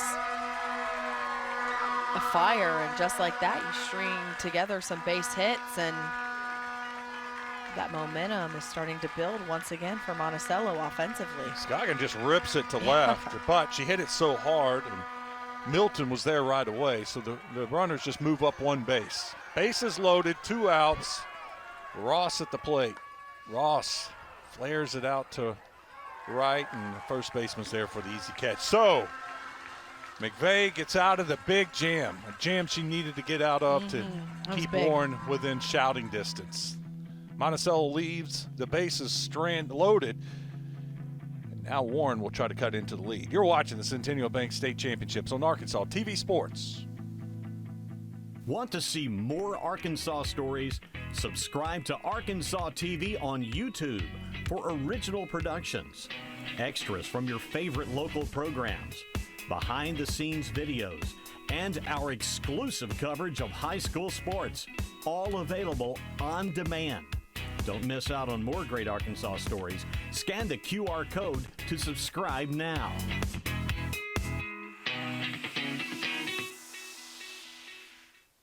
Join the ranks of corporate supporters at Arkansas TV. Our viewers love the businesses that underwrite their favorite programs. Showcase your business and support lifelong learning in Arkansas today.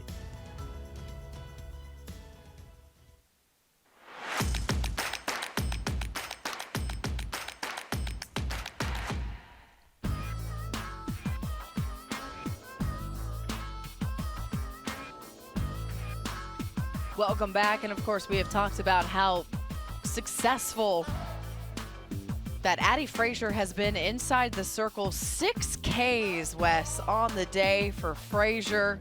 Big time strikeouts when they've needed it the most to keep this Warren Lady Lumberjacks offense at bay and off the base paths.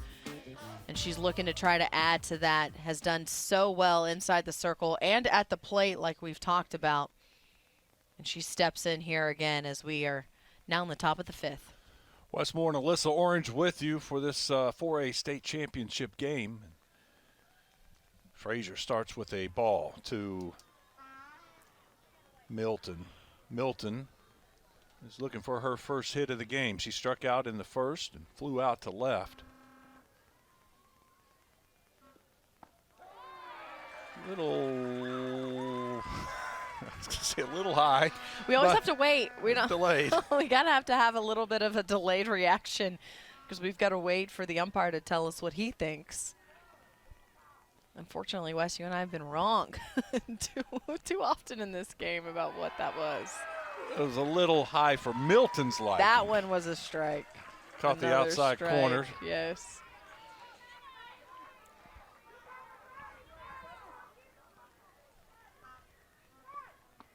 Milton goes down swinging, and Frazier gets another strikeout. That is her 7th. We've talked about how big she's been in the circle. 2 of her first strikeouts in the first inning. She had 2 in the second. Big-time strikeouts in the 4th after Warren got 2 runners on. And just like that, starting things off with another strikeout here in the 5th. Haley Miller up now, and she hits another ball into the gap. Miller will stop it first, but a solid hit. She had a double in her last at bat. She follows that up with a single here. Great piece of hitting there by Miller to try to get things going. And here's Charlie Wardlaw. We talked about her at the start of the game, how she was my player to watch because of the offensive power that she possesses. She's got 38 RBI. She'd love to add to that total here, but just to get on base and get something going. We just need to pass the bat. You need base runners right here, down 5. And you don't need any kind of fireworks right now. There's still a couple more opportunities, string some base hits together, get some runs going. Don't need to be a hero at the moment. Wardlaw looks at that one, go a little outside. 2-0 count, hitters count. Charlie looking to get her first hit. She walked in the first inning and hit one over to the first baseman in her last at bat. That one a little high, jammed her up. They're going to check. Nope, she did not swing. So 3-0 count. Yeah, I think she checked that. I think that's a good call over there, Glenn Gilbert. I think you're right there. Taking all the way. A get me over strike. Okay, there it is. 3-1 count. Charlie ready to hit.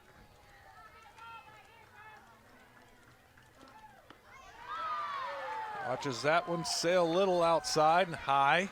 So Warren, Lady Jacks have a little something going. Okay, and that's what you need. You don't need a home run at the moment. Just take what you're given. A walk is as good as a base hit in this moment. Ember Johnson with an opportunity. She's flown out twice to center field. She's been aggressive up there. She has.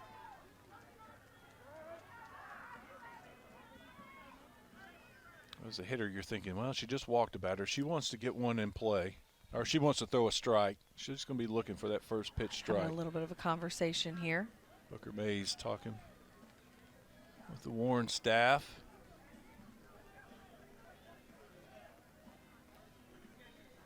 You get a pitch runner. Yeah, pinch runner here for your catcher, Wardlaw.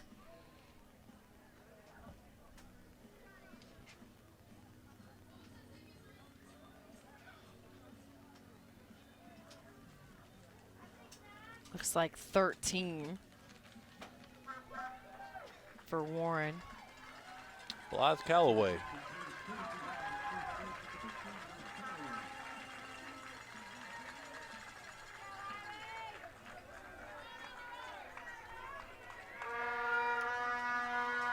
Here we go. We're ready now.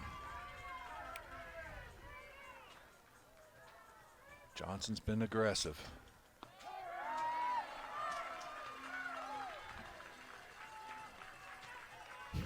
Outside corner. Okay, you just got to take what you're given and foul it off. Just like that. Yeah. Just hope she leaves one a little inside that you can get to and make her pay for it.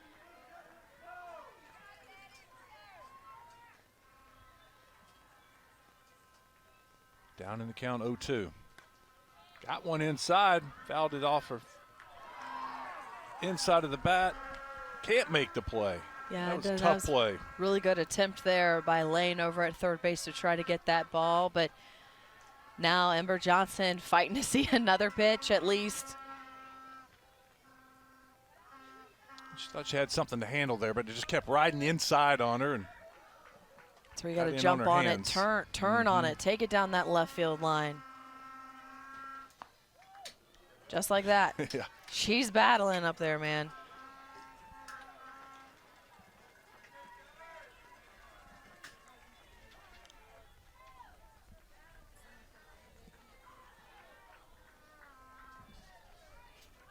Frazier looking for another strikeout. This would be big for her. Got it. Wow. Throw back behind the runner. It gets away, but doesn't go far enough. Good job backing that up. But Frazier with the big K. Yeah, it was in a big battle there with Johnson at the plate. She was not allowing Frazier to really give her anything, fouling off the pitches, but that rise ball got her there at the end. Well executed by Frazier. Hargrave up now. Hargrave had a single her last plate appearance. She rips that to third. It's off the third baseman. No play is made. Hargrave gets another hit, and bases are loaded for Warren. Great piece of aggressive bat right there by Hargrave. Keeping this Warren's Lady Jacks offense alive here. Breeze Fellows up next. She had a single her last time up. And Breeze was up there attacking, I think, first pitch swinging her last at bat.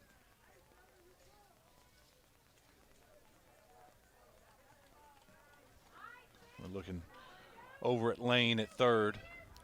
Just making sure she's okay. That one a hard hit ball her direction. Looks like they're just looking at her wrist.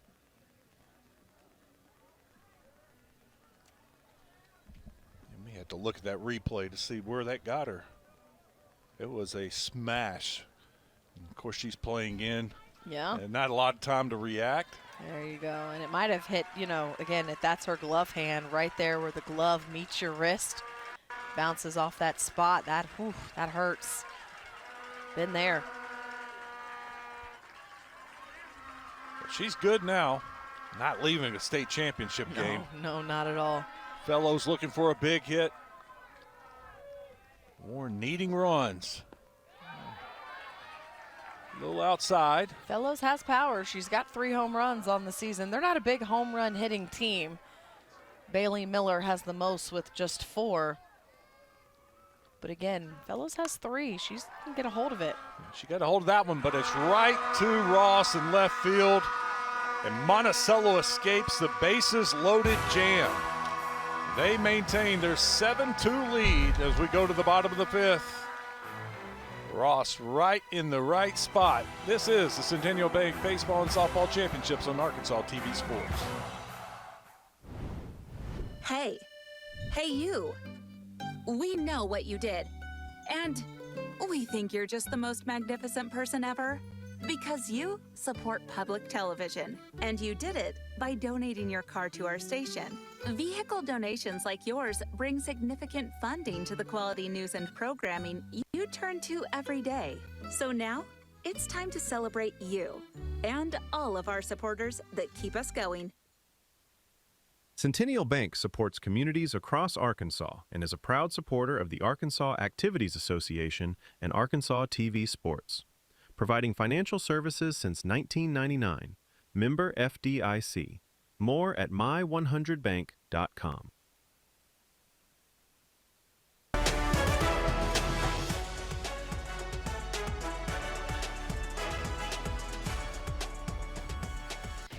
Get all the latest updates from Arkansas TV. Just visit arkansastv.gov/sign up. Bottom of the fifth. Monticello looking to add to their 5-run lead. They have scored in the last 3 innings. 1 in the second, 5 in the third, 1 in the fourth. Our last 2 half innings, both teams have left the bases loaded. Well, Warren's runs have only come in the third, but that's not without opportunity. We talked about this during the break. 8 runners left on base for the Lady Jacks. Missed opportunities, and that's a credit to Monticello's defense, but also Addie Frazier in the circle for getting some really big strikeouts when her team needed it. Brooklyn McVeigh looking to put up a 0. She needs to get her team back in the dugout, try to score some runs. She gets a fly out to right field, so a good start. Yeah, good way to start that one. A 1-2-3 inning would be huge for Warren if they can get that done here. The last time and only time they did that was in the first inning, Wes. So trying to keep the Lady Billies off the scoreboard and their offense another opportunity. Yeah, Monticello had the leadoff home run from Addie Frazier in the second. In the third, they had a leadoff single. That started the huge inning. The single, hit by pitch, walk, fielder's choice, walk, another hit batter, another single. Last inning, she did get the little comebacker right to her. Had the first out of the inning, but had a single. The wild pitch, or the stolen base, the delayed stolen base came up big because Addie Frazier grounded out to second for the second out. And then that's when things started spiraling out of control. Yeah. But to give her credit, she left the bases loaded. Yeah, she got out of it. But again, it could have been another inning that could have gotten out of hand. Kingston, left-handed hitter up. Fouls off another one. Senior shortstop. She flew out in her first at bat, walked, then flew out to right to end the long third inning. That one she slaps out to left field, but Milton's there. Second time she's flown out there. Milton had her played well. So here you go. Here's your chance for the 1-2-3 inning that McVeigh desperately needs. Bliss Becker coming up. Becker flew out to right in the first inning. She was hit by a pitch in the third, and she grounded out to McVeigh her last time up.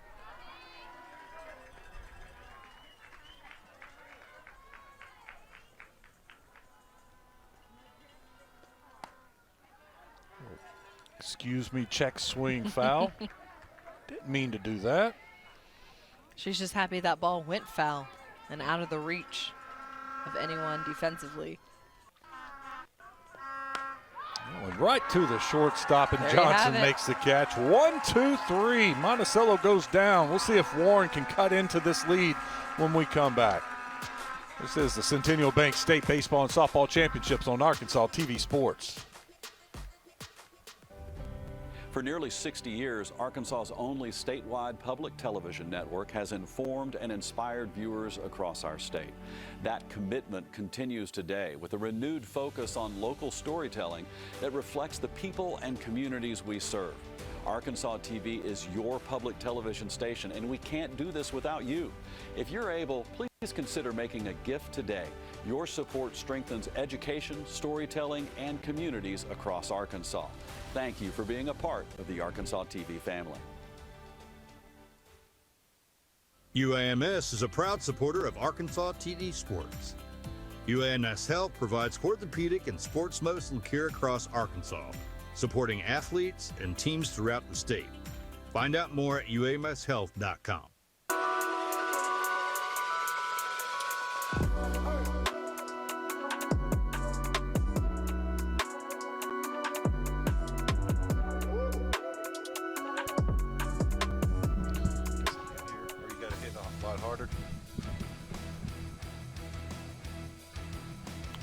Welcome back to Hot Springs 4A Girls State Championship. Warren and Monticello playing for a 4th time this season. Monticello looking for a 4th win against Warren, and so far so good for the Lady Billies. They have a 5-run lead 7-2 as we go to the 6th. It was a really good 1, 2, 3 inning there for Warren to get their offense back into the dugout. And we've talked about how many runners they've left on base, and can they capitalize here with really just a handful of opportunities left. We're already now in the 6th. They've got this inning and the 7th inning to try to get things done. 6 outs. You got 6 outs to work with. Need base runners. Did a good job of getting on the bases the last inning. They've had base runners. They need runs. Yeah. Turn those into runs. Presley Reed leads things off here in the 6th.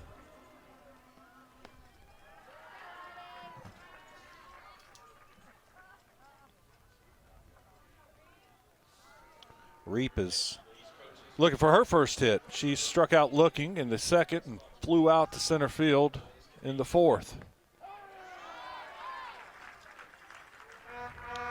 You know, when the fans settle down enough that we can hear, you can actually hear the home plate umpire, Booker Mays, with the strike immediately. It's the hand gesture that we're waiting on, and we can't sometimes hear the strike call. I think the fans there, the batter, the catcher, everybody knows on the field, but it's us in the booth that can't hear the strike. You know, we're waiting for the hand movement. Yes. That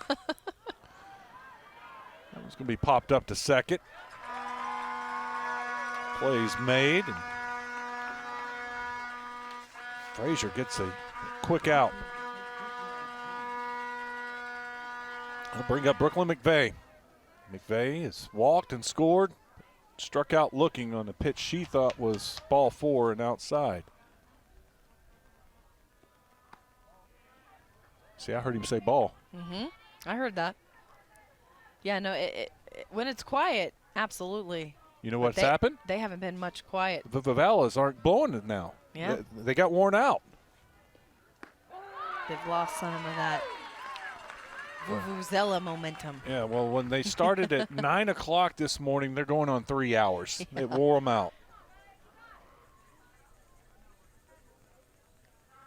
This is as quiet as it's been all night, all day. That was kind of a sad Vuvuzela sound in the background. It is.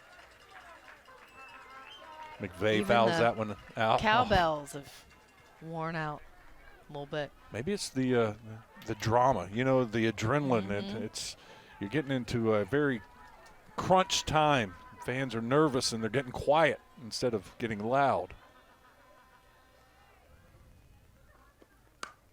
McVeigh grounds that one. Quick play made, but throw gets away. Error is going to allow McVeigh to get over to second base. Now the fans are getting into it for Warren. Yeah. Just needed a base runner.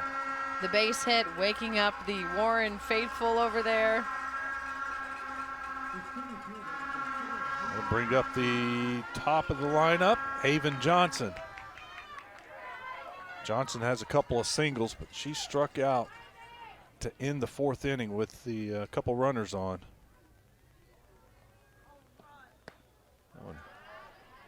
With a little action, moving away from the batter and goes outside.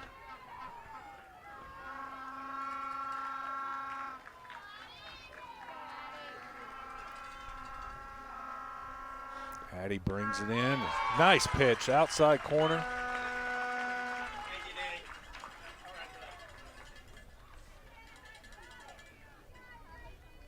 One count. Leadoff hitter Haven Johnson, the center fielder.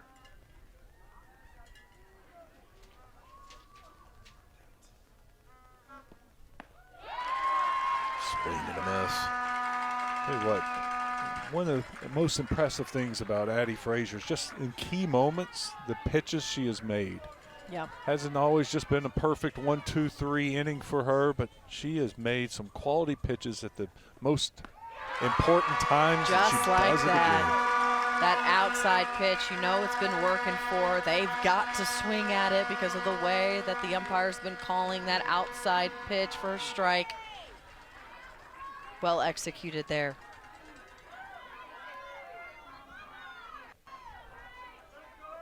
Strikeout number 9 for Frazier. Milton up. Soars a little high. Milton, a 382 hitter. Couple of doubles. Double would be huge here, knocking a run and have another runner in scoring position. She flares that one out to left.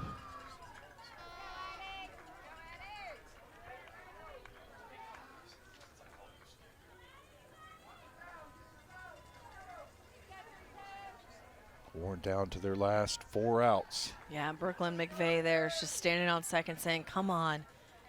Here in scoring position, get me home. Foul backwards.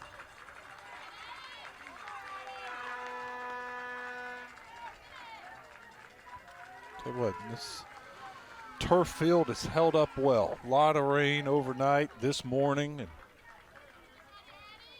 it's the beauty of these turf fields. They drained so well. Keeps the delays to a minimum. Milton did a good job of laying off that one. Evens the count 2-2. She swung at one similar earlier and realized can't hit that. Not going to do anything with that. Let it go. Gets a hold of that one out to left field. But Ross is there, makes the catch, and ends the inning. Now you can hear those Monticello fans starting to feel it. They know they're 3 outs away from making history. We'll head to the bottom of the 6th. You're watching the Centennial Bank State Championship games on Arkansas TV Sports. Join the ranks of corporate sponsors and business partners at Arkansas TV. Your support will shine a light on your business with recognition on air and at major community events. Plus, our viewers love the businesses that underwrite their favorite programs. Showcase your company while making a meaningful impact on lifelong learning. Partner with Arkansas TV to build a brighter future for our state. Everett Buick GMC provides vehicles to Arkansans and supports local organizations. Community involvement has been part of our story for generations. Proud to support the Arkansas Activities Association and Arkansas TV Sports. More at everettbgmc.com.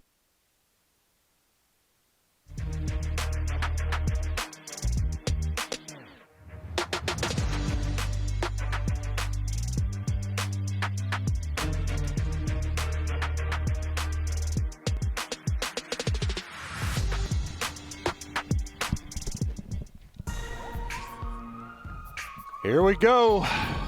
Bottom of the 6th for Monticello. They're up 5, looking to add to their lead.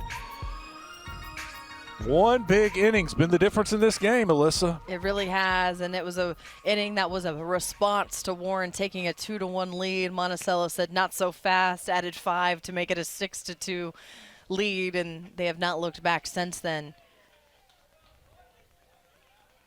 Ashley Hale's up, the catcher. She's had a good game. Got in on her a little bit and just pops it to second base. We saw. I was going to say, that's 5 straight outs for McVeigh. Yeah, we saw Warren go 1, 2, 3 in that previous inning. Good thing here to pop this one up. Limit the damage. Give your offense one more opportunity. We've talked about this, Wes, over and over. They've given themselves base runners. They've given themselves opportunities. They just haven't had timely hits. And Addie Frazier right back to McVeigh. Running out of softball to play. Pitcher to pitcher. That's a good job by McVeigh. Fielding her position. Gets by her. It's probably into center field. Kylie Lane up now. Lane watches that one go high. Kylie walked in the second, was stranded. She walked in the third and scored. She got on base in the fourth. What'd she do in the fourth? I didn't write that down.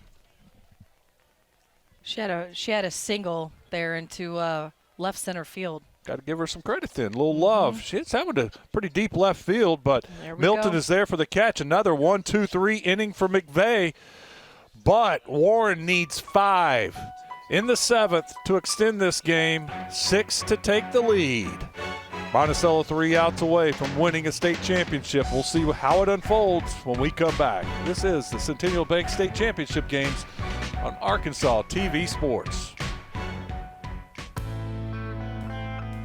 This is a bit of an odd one. The offender had to smuggle in an antique execution device for a start. Brian had an eye for a good deal? You mean, did he like ripping off unsuspecting morsels? Sure. Brian had a disagreement with the camera guy over this fella, There are no other signs of physical damage. which suggests that the victim assumed the position willingly. Sunday evening at 5:30 on Arkansas TV. For over 70 years, Farm Bureau Insurance has offered coverage for automobiles, homes, farms, and lives across Arkansas. Proud to support the Arkansas Activities Association. More at afbic.com.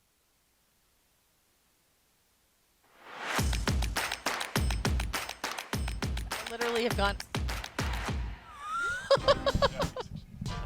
Welcome back to the 4A state championship game here between Warren and Monticello, and this is it, Wes. This is the opportunity for Warren to try to get into this game and force a bottom of the seventh by tying it up, but they need 5 runs to do it. 3-4-5 up for Warren. It's Miller, Wardlaw, Johnson to extend this game or maybe take the lead. Again, they've had the base runners, they've had the opportunities, just haven't been able to get runs across. And you got to give credit again, as we've talked about her before, Addie Frazier in the circle for Monticello. 9 strikeouts to her name, so many of them timely when they needed it. But I tell you, if there's anyone you want up to bat to start things off, it's Bailey Miller. After her strikeout in the first, she has had 2 doubles. She has had success. This one gone off the wall in center field. 3 doubles today, Wes. Can't start any better than that. Well, I guess you can, but that's a great start. We'll take it. Miller. They'll take it. Gives the crowd a little life. Gives that dugout some optimism, a little hope. Wardlaw now. Wardlaw has walked a couple of times. Hit it over to the first baseman. She'll take a walk here, or she'll rip it down the left field line. That's another double. Miller comes in to score. Wardlaw into second. And just like that, these Lumberjacks, these Lady Jacks say, not so fast. We're not going away that easy. No, don't have Quinn in them at all. Really well executed offensively to start things off by Miller and Wardlaw. Ember Johnson now with an opportunity. She's been able to make some contact, but flown out to center field and then struck out in the 5th.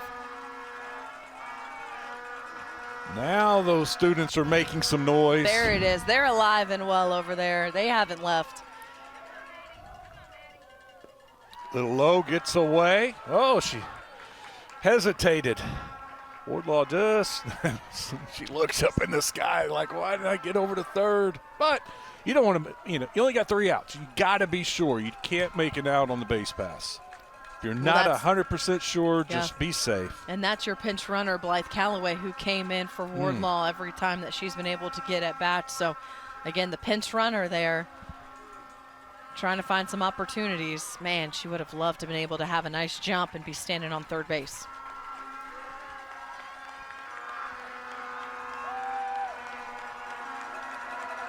Getting loud here at Majestic Park. Big moment. Amber Johnson.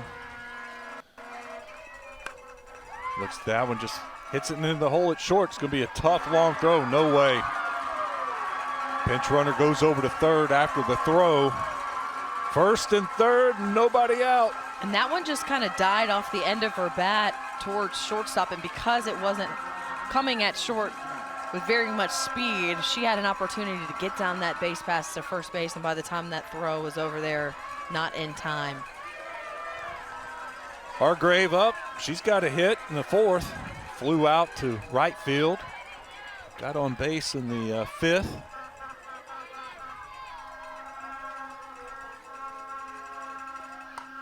Hargrave swinging. It's going to be in foul territory. Can anybody make the play? Live to see another pitch here. That one a little too foul for anyone to go get over there. Kylie Lane just out of her reach. No man's land. No woman's land. Yeah, Natalie Hargrave will take it, though. She wants another opportunity. 365 hitter. She's got 12 doubles on the season, 18 RBI. Would love another one. Comes inside, good pitch from Frazier.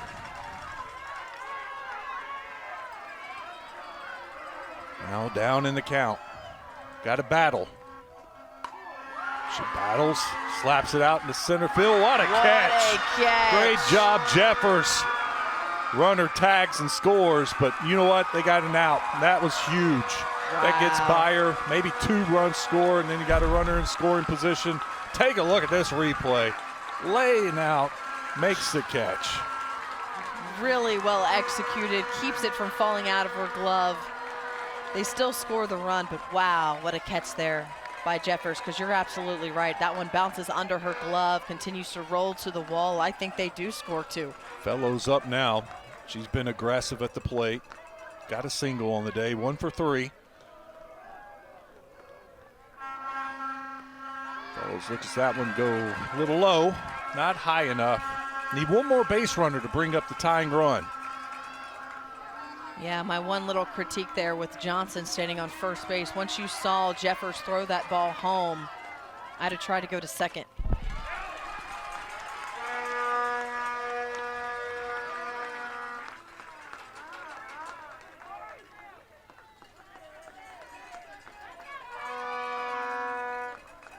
Fellow struck out in the second, singled in the fourth. Hit out to left field in the last at bat. Watches that one go way high, 2-1.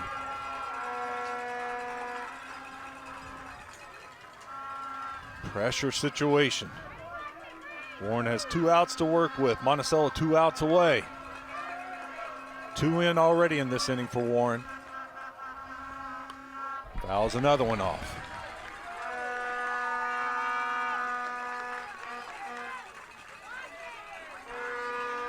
Some nervous parents sitting back there. A lot of nervous energy. It's been a long season, a lot of practices, a lot of hard work. They know they're 2 outs away from seeing it pay off. High and inside. Fellows working the count.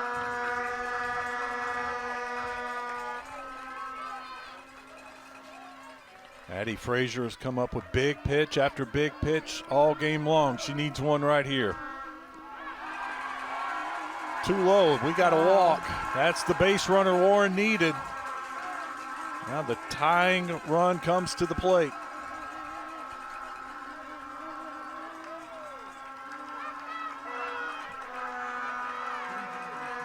Little conversation there with Addie Frazier. Just get your pitcher to calm down. She's had so much success already this game. No need for her to get panic or stressed.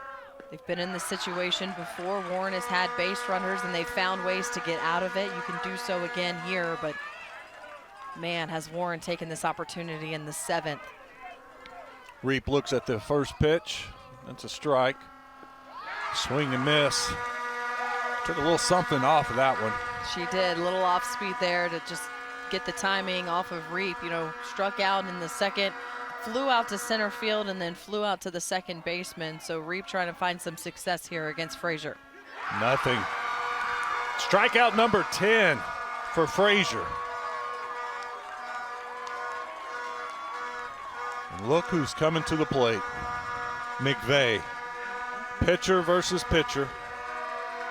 She hit a shot down the third base line, got on base. Feels fitting here. A little conference inside the circle, settling Addie Frazier down. And they know it. They're 1 out away from a state championship. They've got to take care of business with 2 runners on. The tying run at the plate. McVeigh walked and scored in the third. Scored the first run of the game for Warren. Looking for a big hit. Faye watches that one go high. Looking for her pitch. You said she had 3 home runs on the season? I'm going to double check that for you. I believe that is correct. Faye watches that one go outside. 2 home runs. Catches the outside corner. As a pitcher, she appreciates that one being called a ball. When she's inside the circle, she appreciates that strike call. Exactly. At the plate, she does not appreciate it. And they're trying to get her to chase, but right now, those outside pitches just not kind of working. A little too outside, a little too low, I think. No, they were strikes. Those were? Yeah, delayed call got you. It's 1-2. Oh, are down you to her serious? last strike. Oh, my Warren goodness. needing to play. Pops it up, out of play. This is what I get for being my own umpire back here. Well, if you go down to mark your sheet and you missed the delayed call, we cannot hear the strike call now. I did. It is loud. Wow. McVay trying to battle. Frazier one pitch away.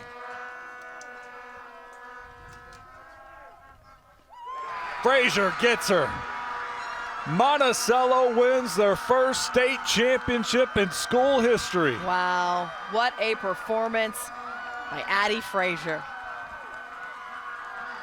11 strikeouts on the game. She also had a home run.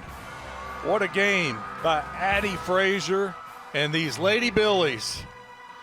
They finished the season 26-3, but the most important win right here. The hugs, the celebration, and the tears. We'll come back with the trophy presentation and wrap up this 4A state championship game. You're watching the Centennial Bank State Championships on Arkansas TV Sports. Hello, I'm Carlton Wing, Executive Director and CEO of Arkansas TV. For nearly 60 years, Arkansas's only statewide public television network has informed and inspired viewers like you through stories that educate and strengthen our communities. That legacy continues, and today our focus is clear. More local stories, more local impact, more Arkansas than ever. At Arkansas TV, we are deepening our commitment to local programming, sharing a brighter light on the people, places, culture, and history that make this state extraordinary. From food to the outdoors, from public affairs to Arkansas history, we're telling the stories you won't see anywhere else. We'll continue bringing you trusted national and international programs as well, but our vision is rooted right here at home in meaningful partnerships and storytelling that reflects the heart of Arkansas. We do everything we do for you, but we can't do it without you. If you already support Arkansas TV, thank you. If you have the ability, I hope you'll consider making a gift today. Your contribution is an investment in education and local storytelling and in the strength of communities across our state. Thank you to viewers like you.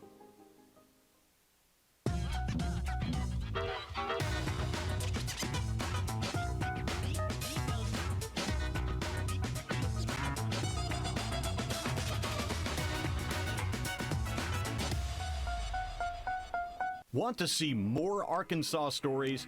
Subscribe to Arkansas TV on YouTube for original productions, extras from your favorite local programs, and our exclusive coverage of high school sports.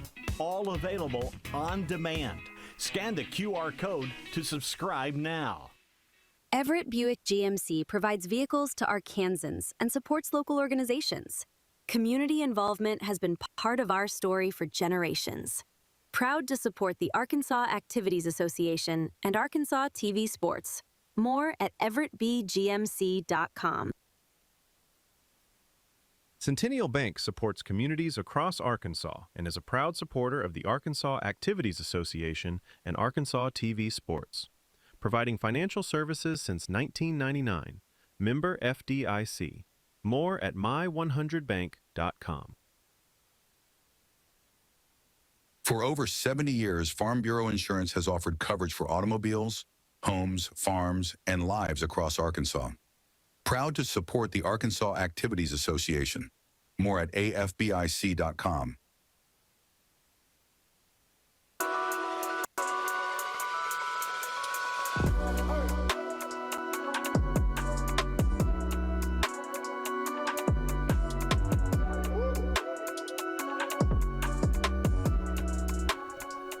Okay. Welcome back to Majestic Park, Westmore. Alyssa Orange. It's a live look at the baseball park, Babe Ruth Field, getting ready to host the 4A Baseball Championship. Brooklyn and Pulaski Academy. The teams are on the field getting loose. just tossing the ball around a little bit for the PA Bruins. Brooklyn hanging out by the dugout, but we're still about 41 minutes away from the start of that game, and there you go. Monticello, your 4A girls softball champions. They knock off Warren 7-4. What a great performance by Addie Frazier. Addie had 11 strikeouts, gave up 4 runs, but made great pitch after great pitch in key moments. Yeah, really well executed. I mean, it started here with this home run for her to get things going offensively in the second.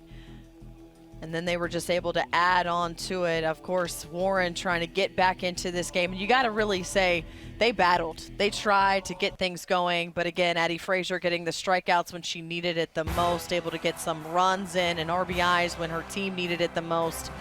And this offensive power that Monticello has built this season just continued to be the difference here. When you look at how things unfolded, Ashley Hales 1 for 3. You had Mia Scogan, who was 3 for 3. Grace Ferguson 1 for 3, but Addie Frazier 1 for 4, 2 RBI, had that home run, but you can't say enough about what she did in the circle. No, she was awesome. I got to give a shout out, Joni Jeffers. The catch in center field there in the last inning. That was huge. That was big. You already had back-to-back doubles. Warren had some life. Actually had back-to-back doubles and a single, and she makes that play in center field, and I mean, that's huge, that first out, and it prevents another run from scoring, another base runner. But then when it mattered, there at the very end, you got Addie Frazier with the back-to-back strikeouts to end the game. Absolutely big time, and there's obviously ways to celebrate this win for a long time. Celebrate Monticello's victory with the official championship gear. It's now available by visiting www.arkansashighschoolsports.com to find apparel and memorabilia. Our next game, as we mentioned, this beautiful baseball game here between Pulaski Academy and Brooklyn at Babe Ruth Field at Majestic Park. 2 number 1 seeds. You know what? You had the 4A, the only classification with all 4 number 1 seeds advancing to the semifinals, and Pulaski Academy and Brooklyn will play for the title here in about 40 minutes. 1 game down, 3 to go. Don't go anywhere. It's going to be a great day, a long but great day here at Majestic Park.